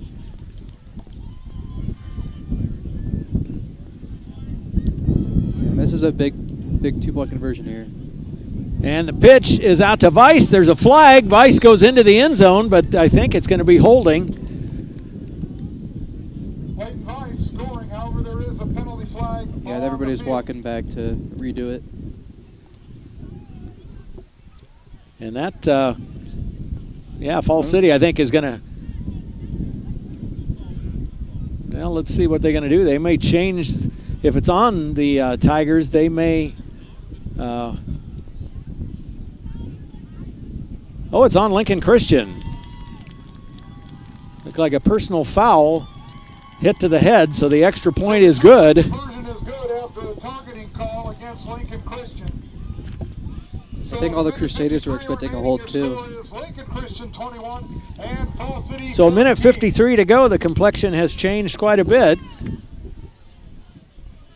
Cross-country action this week. High school varsity Centennial Conference tournament meet Tuesday. It's now 21-14 LCS with just a 7-point lead.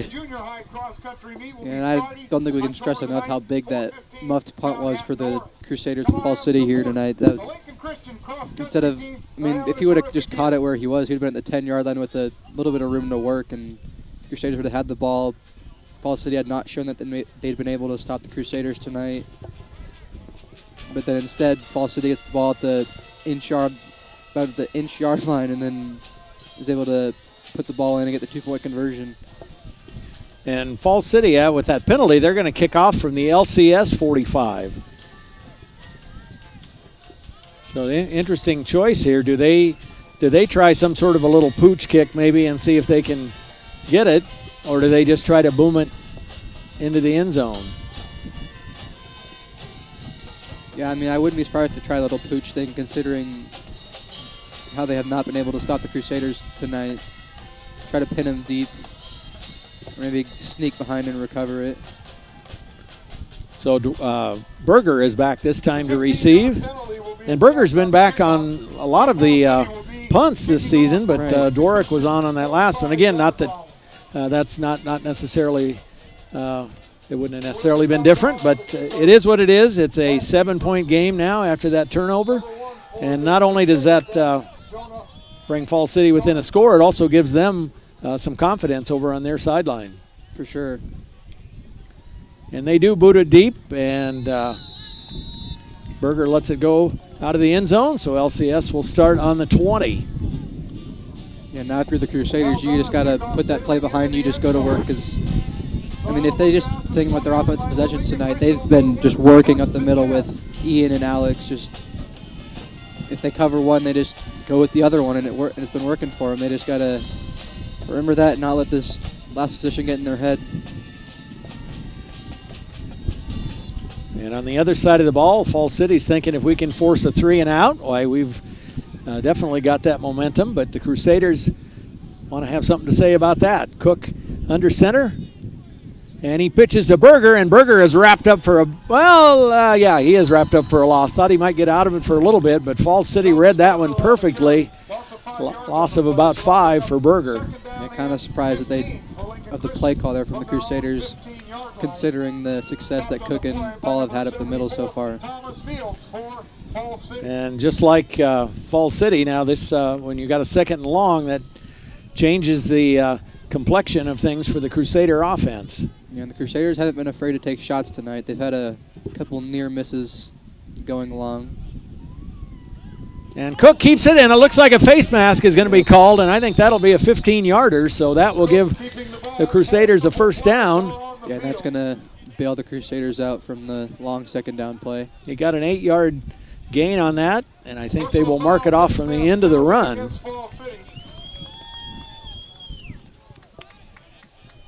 And that one was pretty obvious to tell. His head kind of snapped around, and you knew what the penalty was going to be right there. Yeah, and right in front of everybody.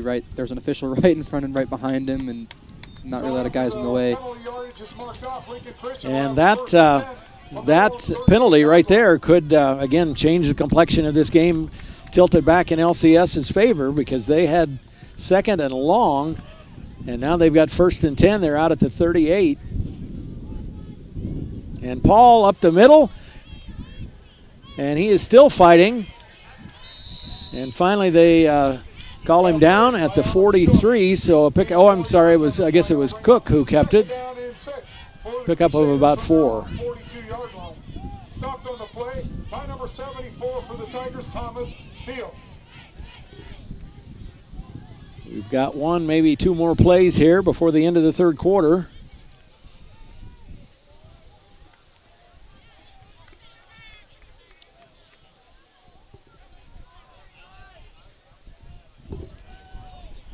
And it's Paul again, and he is stopped for no gain.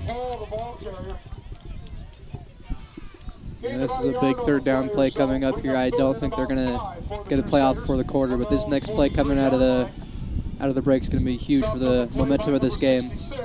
And actually, it's a benefit for LCS to have the end of the third quarter because they'll have time to talk about it with the coaches.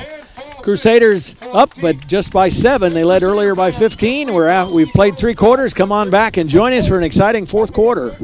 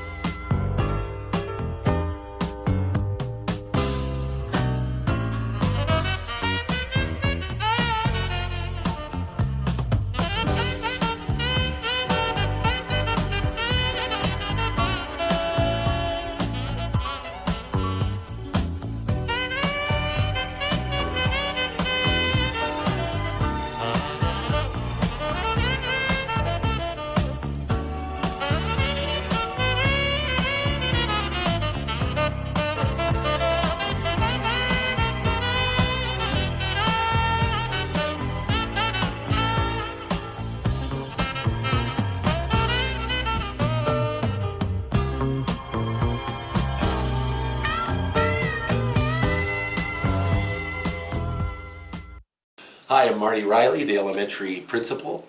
I'd like to thank you for watching the Crusader Sports Network. Go Crusaders!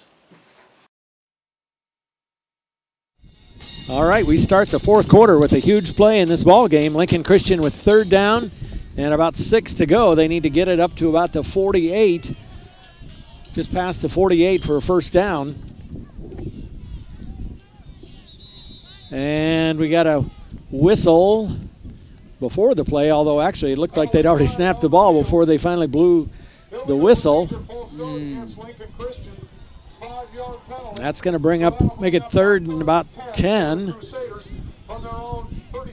And that probably changes your play call just a little bit. Oh, for sure. Considering the Crusader offense tonight, that would have been a comfortable run play for them, but now you got to at least consider the option to pass the ball here. Which is why I'm a little bit surprised that they'd take Sitzman out if they're going for a little bit of a pass. They put Jake Bigler in, who hasn't, at least so far this season, been really a pass option. Crusaders with the wind. It's kind of a crosswind a little bit, kind of a southeast wind here in this fourth quarter.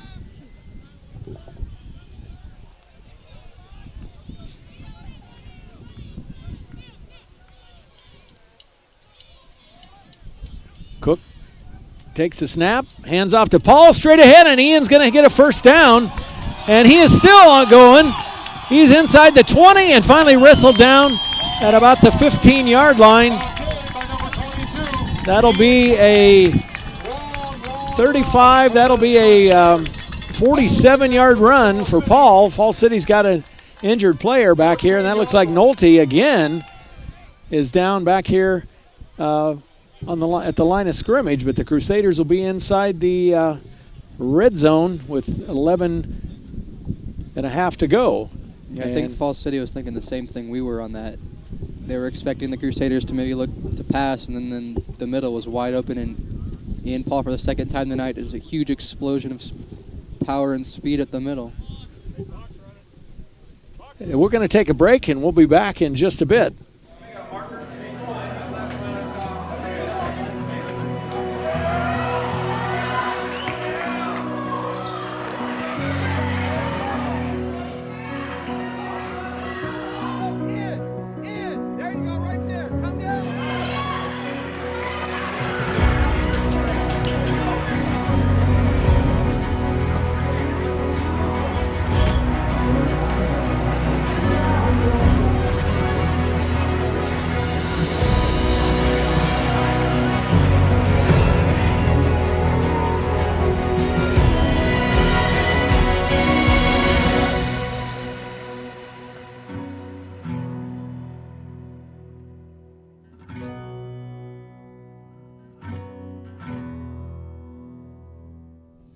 All right, Nolte off under his own power, so that's a good sign. And the Crusaders then, after that long run by Ian Paul, they've got 1st and 10 on the Falls City 15.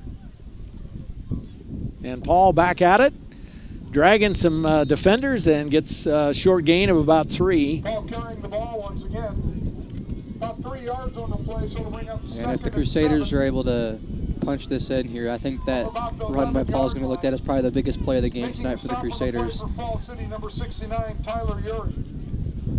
Crusaders want to make amends for that turnover.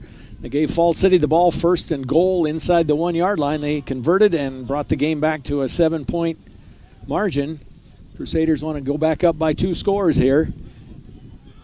And Paul again, and he is into the end zone untouched. He scores from 12 yards out, a 12-yard touchdown run with 10.5 to go in the ball game. Yeah, I think the amount of times that Paul is able to burst through that line untouched is a testament to the job the line's doing tonight too.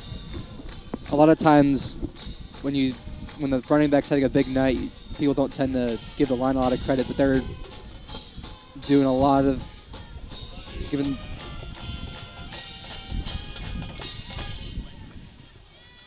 And Doty in for the extra point, a big extra point here.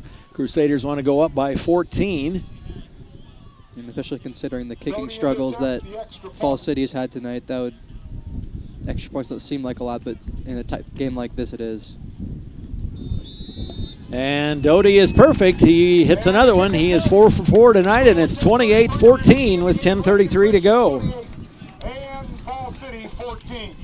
And the thing I'm going to look for here on this next possession from Falls City is what formation they go in, because they've been in that one-wing formation most of the night. But then that last possession, they were out in that almost 4 wide receivers every possession, dropping back almost every play, which didn't really have a lot of success for them. So I'd be surprised if they did it again, but we'll see. And you got to give Falls City credit. They have really mixed it up offensively, though. They've got they've given the Crusader defense a lot of things to look at tonight. So again, first of 2 in a row at home here, the Crusaders in Falls City tonight, and then it's Lincoln Christian and Fairbury coming up next Friday night. We'll have that game for you here on the Crusader Sports Network. Crusaders actually 3 of their last 4 at home. 2 weeks from tonight, we go to Milford. Milford is a Strive school, so you should be able to watch that one on the Crusaders or on the Strive channel for Milford. Go to strive.tv/Milford, and then the final game of the year at home against Nebraska City. And that's fielded, let's see, by Butler, and he is straight up the middle, and Falls City is going to have great field position. Butler with about a 30-yard return on that kickoff. It feels like we say that almost every time for Falls City is that they've had really good field position. See if they can take advantage of it this time. Yeah, they have, especially in the second half, every offensive possession they've started between their own 40 and 50.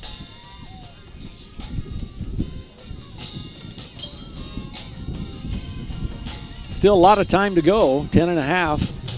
Lincoln Christian would love to force a 3 and out and get the ball back and eat some clock. And there's a reverse, and it's going to be a first down. I think that's number 18, or excuse me, 16, Kreifels. Yeah, they've been setting that up all night. They've been faking that guy going around. Crusaders, when you don't give that guy the ball, the Crusaders are going to stop worrying about him, and then you get a play like that. So big gain into LCS territory and a first down, and the Tigers set up shop at the 43. Another reverse the other way, and Sitzman misses the tackle, but he slowed down the runner, and that left free, and Emmanuel able to make the stop. Acton, number 81, on the carry, and he picks up just 2. And as you mentioned, Sitzman not getting the tackle there, but a big part of slowing that down and allowing the Crusaders to build contain on the backside. So 2 plays in a row, both reverses, one to the left, one to the right. And that leaves him with 2nd and long. And this time straight ahead to Heckenlively, and he is wrapped up. Drever brings him down.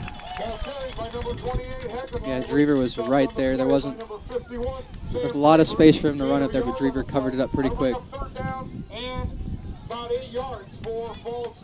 So Fall City, once again, they're in that, especially with the score the way it is, it's 4-down territory. They've got 3rd and 8. They got to get down to the 33. Or between the 33, 34-yard line. Spread formation, and before the snap, we've got, I think it's going to be, false start on Falls City. The Tigers will back up, and they'll have 3rd and 13. Yeah, and Falls City's really been hurting themselves tonight with all these penalties. They had that one possession in the first half, which they were either in or near the red zone, and then ended up having 2 costly penalties that brought them back, and they were unable to convert. And then they've had multiple penalties here in the second half that have hurt them.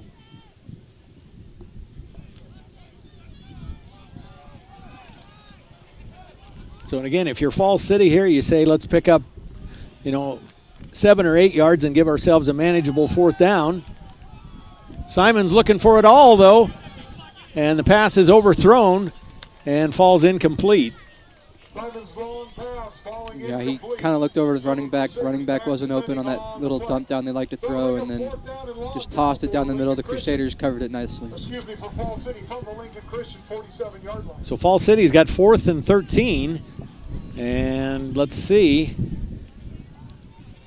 Aldana comes into the game. He's their punter, and it looks like he's going to go back to punt. And the Crusaders scrambling now to get their punt return team on. And let that one bounce. Don't even try to cover it. It goes out of bounds. And the Crusader punt team was scrambling to get on there. You almost wondered if Fall City, if they would have seen that, could have said, okay, let's try to run up the middle because these guys aren't set. But they had 13 yards to go too. So right, and I don't even know if the Crusaders really got off the field there. I'm kind of surprised there wasn't a penalty thrown for 12 or 13 men on the field. So Lincoln Christian forces the punt by the Tigers, and now Crusaders would love to milk that clock.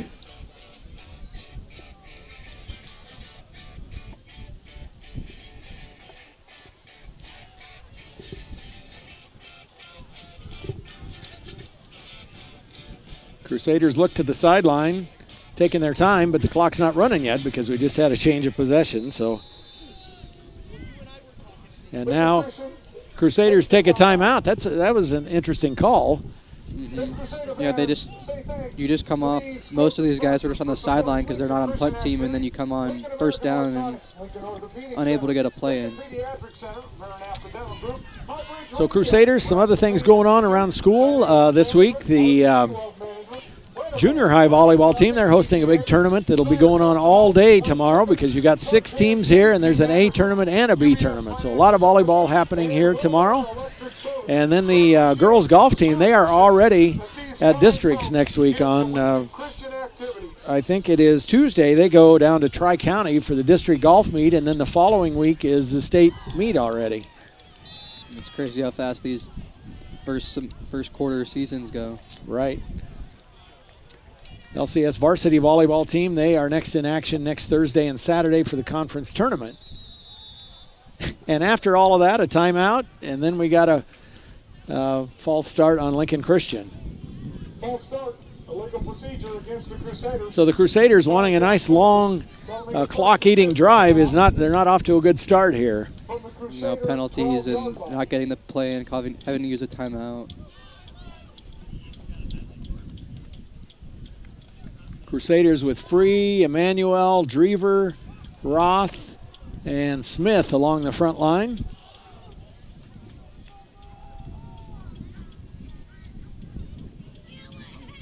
And the handoff is to Dworick, and he is tripped up for a short gain. Give him about one.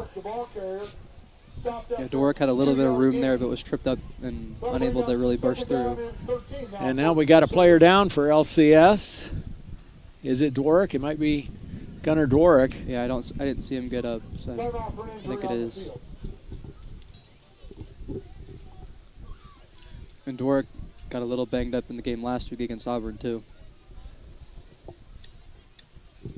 So we'll take a quick break while they attend to Gunnar and be back in just a bit.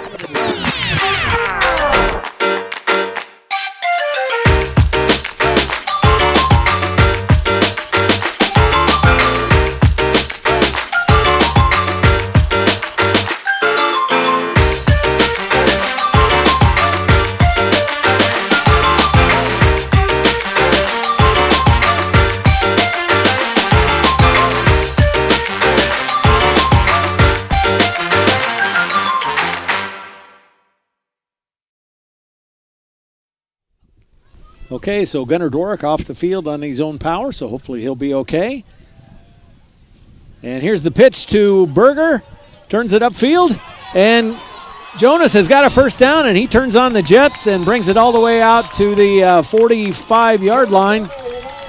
So give Jonas about 32 on that carry. And that was a beautiful sidestep he had about 10 yards down the field. Sidestepping back into the play up the middle, then bursting back out to the outside. That was a great run from Berger.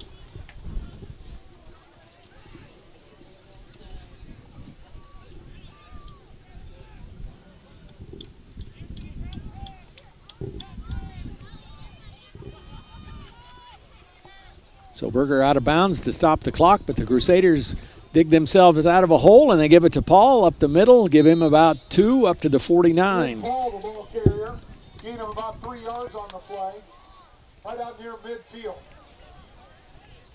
74, the ball. Crusaders up by 2 touchdowns, 28-14.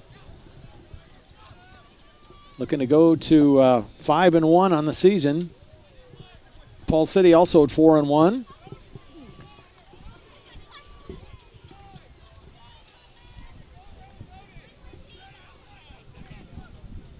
And Dworick right back in the game, and he takes the pitch, and he is off to the races, and he is going to score a touchdown. Gunnar Dworick with a 51-yard touchdown run.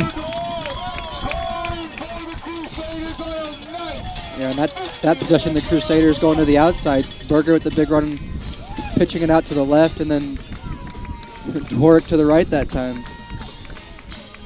And I guess Gunnar was not hurt that bad on that play a couple of plays before. And I guess if you're not going to be able to have a long clock-eating drive, scoring a touchdown is the next best thing, right? For sure.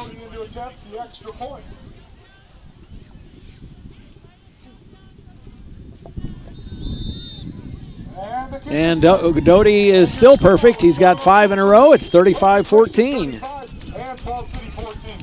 Yeah, on a night when Cook and Paul have been carrying up the middle, getting a lot of touches and a lot of yards at the middle, then you have a quick drive like that on the outside. It just shows Crusaders have a lot of weapons they can use. And for the Crusaders, you don't want to look ahead too much, but certainly if you look at records, Auburn and Falls City, the 2 toughest teams in our district, and we'll have those games out of the way. And then we've got Fairbury, who is still winless on the season, Milford 2-2, and Nebraska City 2-3 to wrap up the season. And then the Crusaders hope to get back to the playoffs. They've missed the playoffs the last couple of years. As a matter of fact, we hate to even bring this up, but 1-17 over the last 2 years as far as the LCS record. But certainly that's in the rearview mirror now, and the Crusaders rolling. Yeah, and a lot of these are the same guys that were there for those 1-17 records, so they definitely want to get that off their resume. And that is Weiss who catches it. Or no, I'm sorry, it's not Weiss, it's number 16, Kreifels. And he has popped, and he is still on the ground. And so we've got another stoppage for injuries. We've had a few of these here in the second half.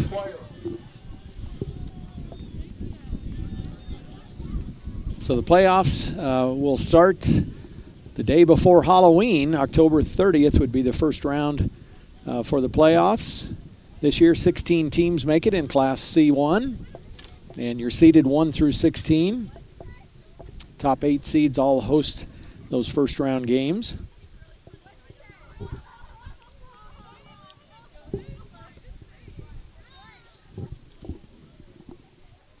And let's take a break, and we'll come back in just a bit.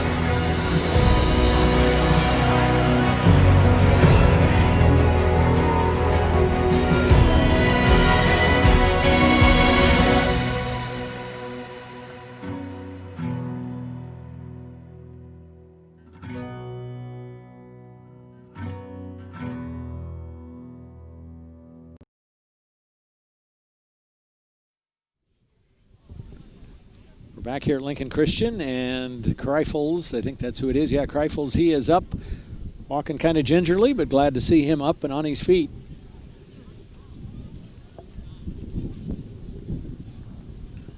So Falls City has got some work to do. They've got 7 minutes to go, but they're down by 3 scores now. Yeah, I would be surprised if they get out of that spread they've been doing. That's probably their best option to get some quick scores right now. Because those slow, methodical drives that they had success with in the first half isn't really going to get you back in a 21-point deficit with 7 minutes to go. And as far as the passing game goes, not much wind tonight, but it's kind of a crosswind, so he's going to have to take that into account when he puts the ball up. And he swings out that little pass to his running back, Heckenlively, and he is brought down. Good open field tackle by Berger. Simon with a little bubble screen out there, the Heckenlively. Yeah, and if you're Falls City, you got to be aware that the clock's going to be running anytime you get down in bounds. They got to do everything they can to get out of bounds whenever they can. 34-yard line.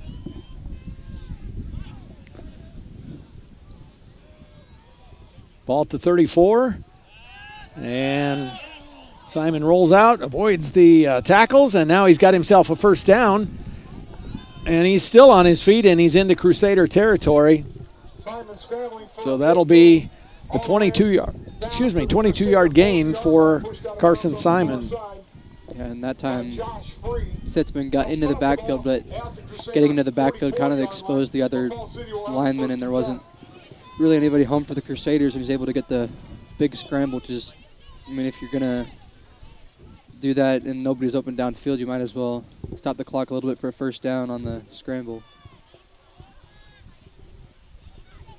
6:19 to go in the ball game. The Crusaders by 3 scores. Here comes the blitz, but a rollout by Carson, and he fakes the option, keeps it, and gets a nice gain up to the 38. Pick up about 6. Yeah, it's a good play call from Falls City, anticipating that the Crusaders probably going to blitz, expecting Falls City to pass, and then they go to the outside away from the blitzing linebackers. Halfway through the fourth quarter, and the Crusaders up, but Falls City on the move. And Carson straight back, Simon straight back, that is. And a nice catch And that's going to be a touchdown for number 3, I think, Race Farmer. Simon's pass complete to number 3, Race Farmer. Yeah, some good, very good protection from the Falls City line, giving him enough time, and then he was able to make the play, and Falls City converts on a relatively quick drive, which is exactly what they needed. Yeah, they only took a minute and 26 seconds for that. Farmer with the 34-yard catch. And Aldana's extra point is good. It's 35-21. Remaining in the game, Lincoln Christian leads 35-21. So Lincoln Christian will have another chance for a time-consuming drive here. Falls City's got all 3 times out left. Yeah, and if Falls City is going to figure out how to stop this Crusader attack, now would be the time to do it. Right. So we talked earlier about the Class C1 ratings. In C2, Oakland Craig 5-0. They had a big win last week against David City Aquinas. Ord is second, Fremont Bergen third, and Aquinas fourth, and those 2 teams playing each other tonight. Wilbur Claytonia takes on UTAN tonight. Wilbur Claytonia is 5th, UTAN is 9th, Sutton is 6th, then Bishop Newman, Hartington Central Catholic, Cedar Catholic, and Grand Island Central Catholic rounds out the top 10. In Class B, Hastings, the number 1 team, and they are taking on York tonight. Omaha Skutt, Bennington, Norris, Elkhorn, 2 through 5. Those teams have all got 1 loss, and I think they've all played each other in kind of a round robin, and each one has a loss, but they're all 4-1. Waverly 3-2. McCook, Plattsmouth, Aurora, and Scotts Bluff round out the top 10.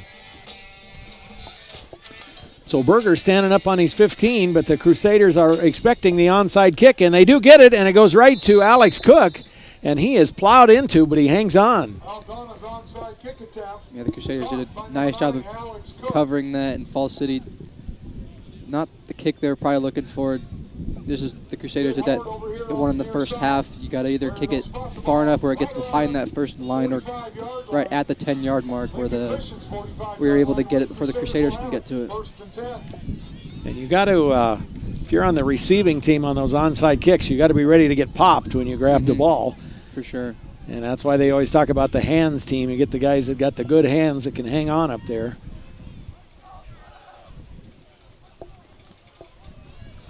So Lincoln Christian on their own 45 to start this drive. They're up by 2 scores, but Falls City scored quickly, so Lincoln Christian wants to keep the ball away from the Tigers. And they pitch to Dworick. Same play he scored the touchdown on. He turns it upfield and has a first down, and he's still going. And there's a flag. We'll see what it is. It was way up past the sticks. However, there is a penalty flag on the field, and it's holding against Lincoln Christian, so that'll be brought back. So the interesting thing about this is, though, where it's called from, it'll make it about a 1st and 8 because it's a 10-yard penalty, and it's about 12 yards past the line of scrimmage. Illegal block in the back is the call against Lincoln Christian. So the ball now down at the 47. So far tonight, the Crusaders have really, their biggest enemy on offense has been themselves, inflicting penalties upon themselves. Falls City really hasn't done a ton to stop them. It's been the Crusaders with holding or chop blocks tonight.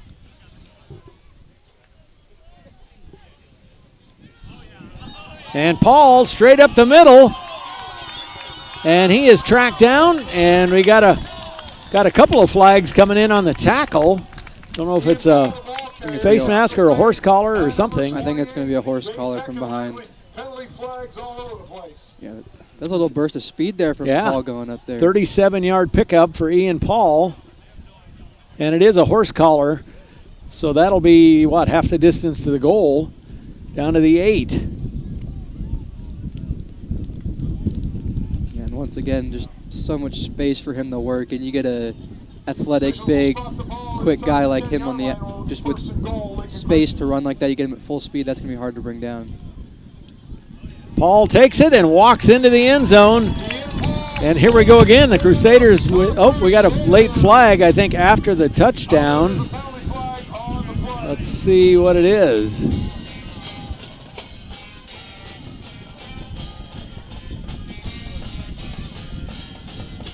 And I know one of the linesmen pointing back toward the Crusaders, but and that was definitely after the play, so it's going to have to be something like unsportsmanlike conduct or something like that.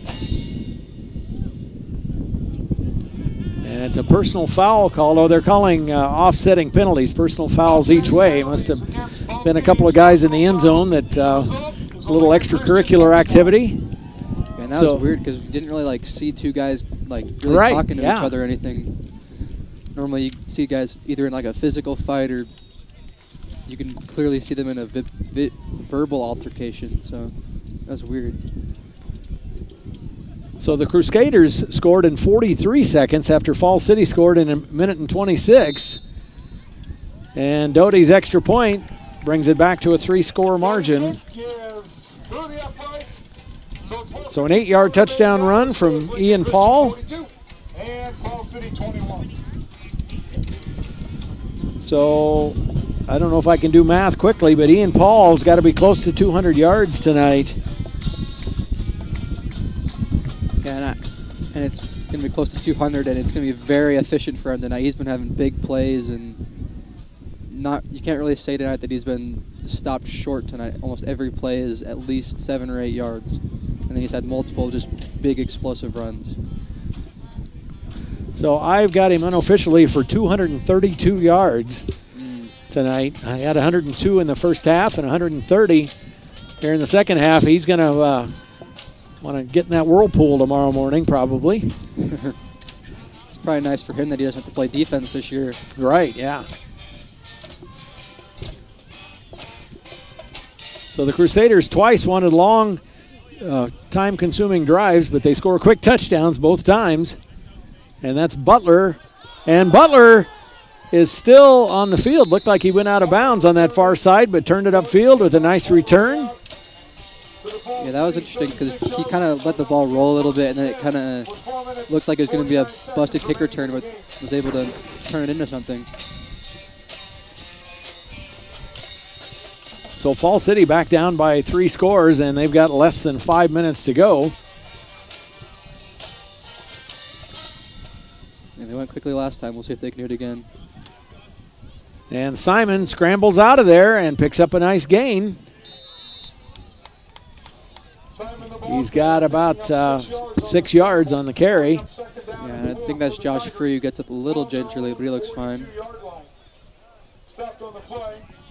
And the good news for the Crusaders is he was tackled inbounds, so the clock is going to keep running.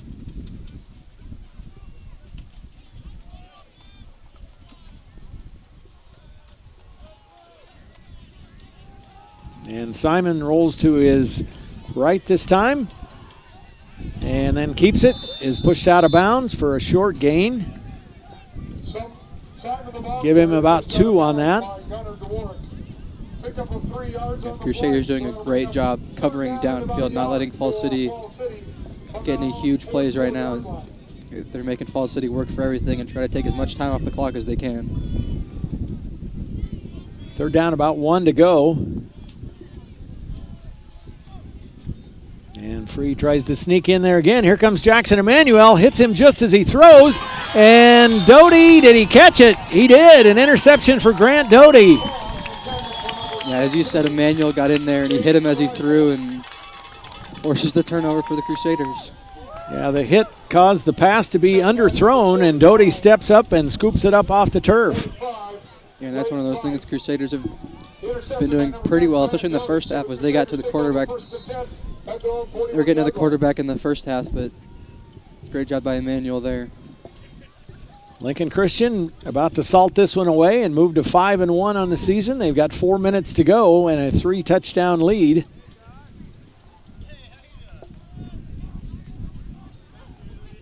And Paul is going to add to his rushing total. And he is dragging defenders. And finally down at about the 40, give him 19 on the carry. He's just dragging Peel for another 5 yards. It looked like they had him wrapped up pretty good at the, I think that was the 45, and he just carried him all the way to the 40. It took 3 or 4 Falls City guys to just get back in the play and take him down. And Paul may be done for the night. He comes off. And if so, he's going to finish the night unofficially with about 251 yards on 25 carries. So he's averaged about 10 yards a pop tonight. I think that's Andrew Johnson at quarterback now, too. I think it's mostly all the second string in. And I think Alvarez at fullback. And Alvarez has it. Short gain. No gain. Jared Alvarez, the ball carrier. No gain on the play. So you've got in the backfield, you've got Andrew Johnson, Jared Alvarez, Jake Bigler, and looks like Nicholas Roth is there. Wide receivers, you've got Jackson Byers and Luke Penrod split out to the far side.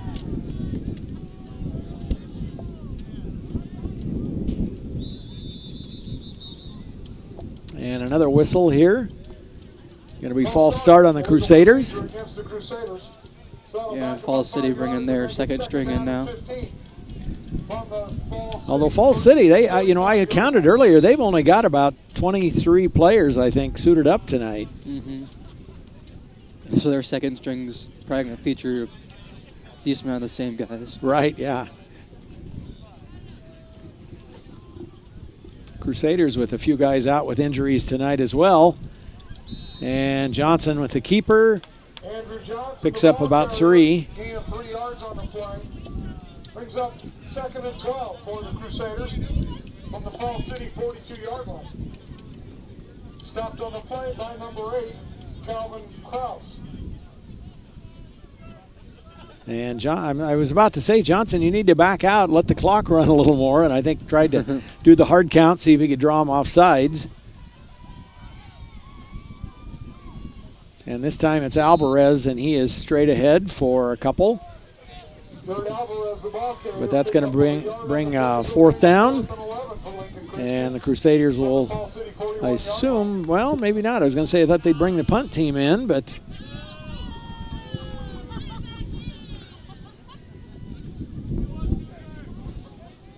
And Alvarez now drops back, so they are going to punt. Jared Alvarez in the punt for the Crusaders. And Crusaders let that clock run as long as they can. It'll be down to about 1:10 when the ball is snapped. Under 1:10. And then Lincoln Christian calls a timeout. Timeout, Lincoln Christian. 1:06 to go. I want to say thanks to Mike DeWine, who's been running the clock in the scoreboard tonight. So the Crusaders will go to 5-1 on the season. Falls City drops to 4-2, and the Crusaders back home next week against Fairbury. And we mentioned earlier the Jeffs are 0-5 on the season. They have not scored in 3 of their 5 games, but you got to be a little careful. You got to guard against complacency for the Lincoln Christian team this week as you get ready for Fairbury. Yeah, for sure, especially when every game matters, wild card points, and just trying to get into the playoffs. You can't afford to slip up in a game like that, especially considering if you lose to a team that's going to finish the season with a bad record. If you lose to a team like that, you're going to lose wild card points pretty quickly. And Alvarez gets a nice roll on his punt. It's going to be down inside the 5. Byers will down it there, and Falls City has it on their own 5, and we're under a minute to go. So the Tigers will drop to 4-2 on the season. And for Falls City next week, they go back home and they host Milford. We talked about LCS has 3 of their last 4 at home. Falls City has 3 of their last 4 on the road. So they host Milford next week, and then they are on the road at Nebraska City and Auburn to wrap up the season. And, of course, next year the schedule is just reversed, so next year LCS is going to have 3 of their last 4 on the road. And Falls City takes a timeout.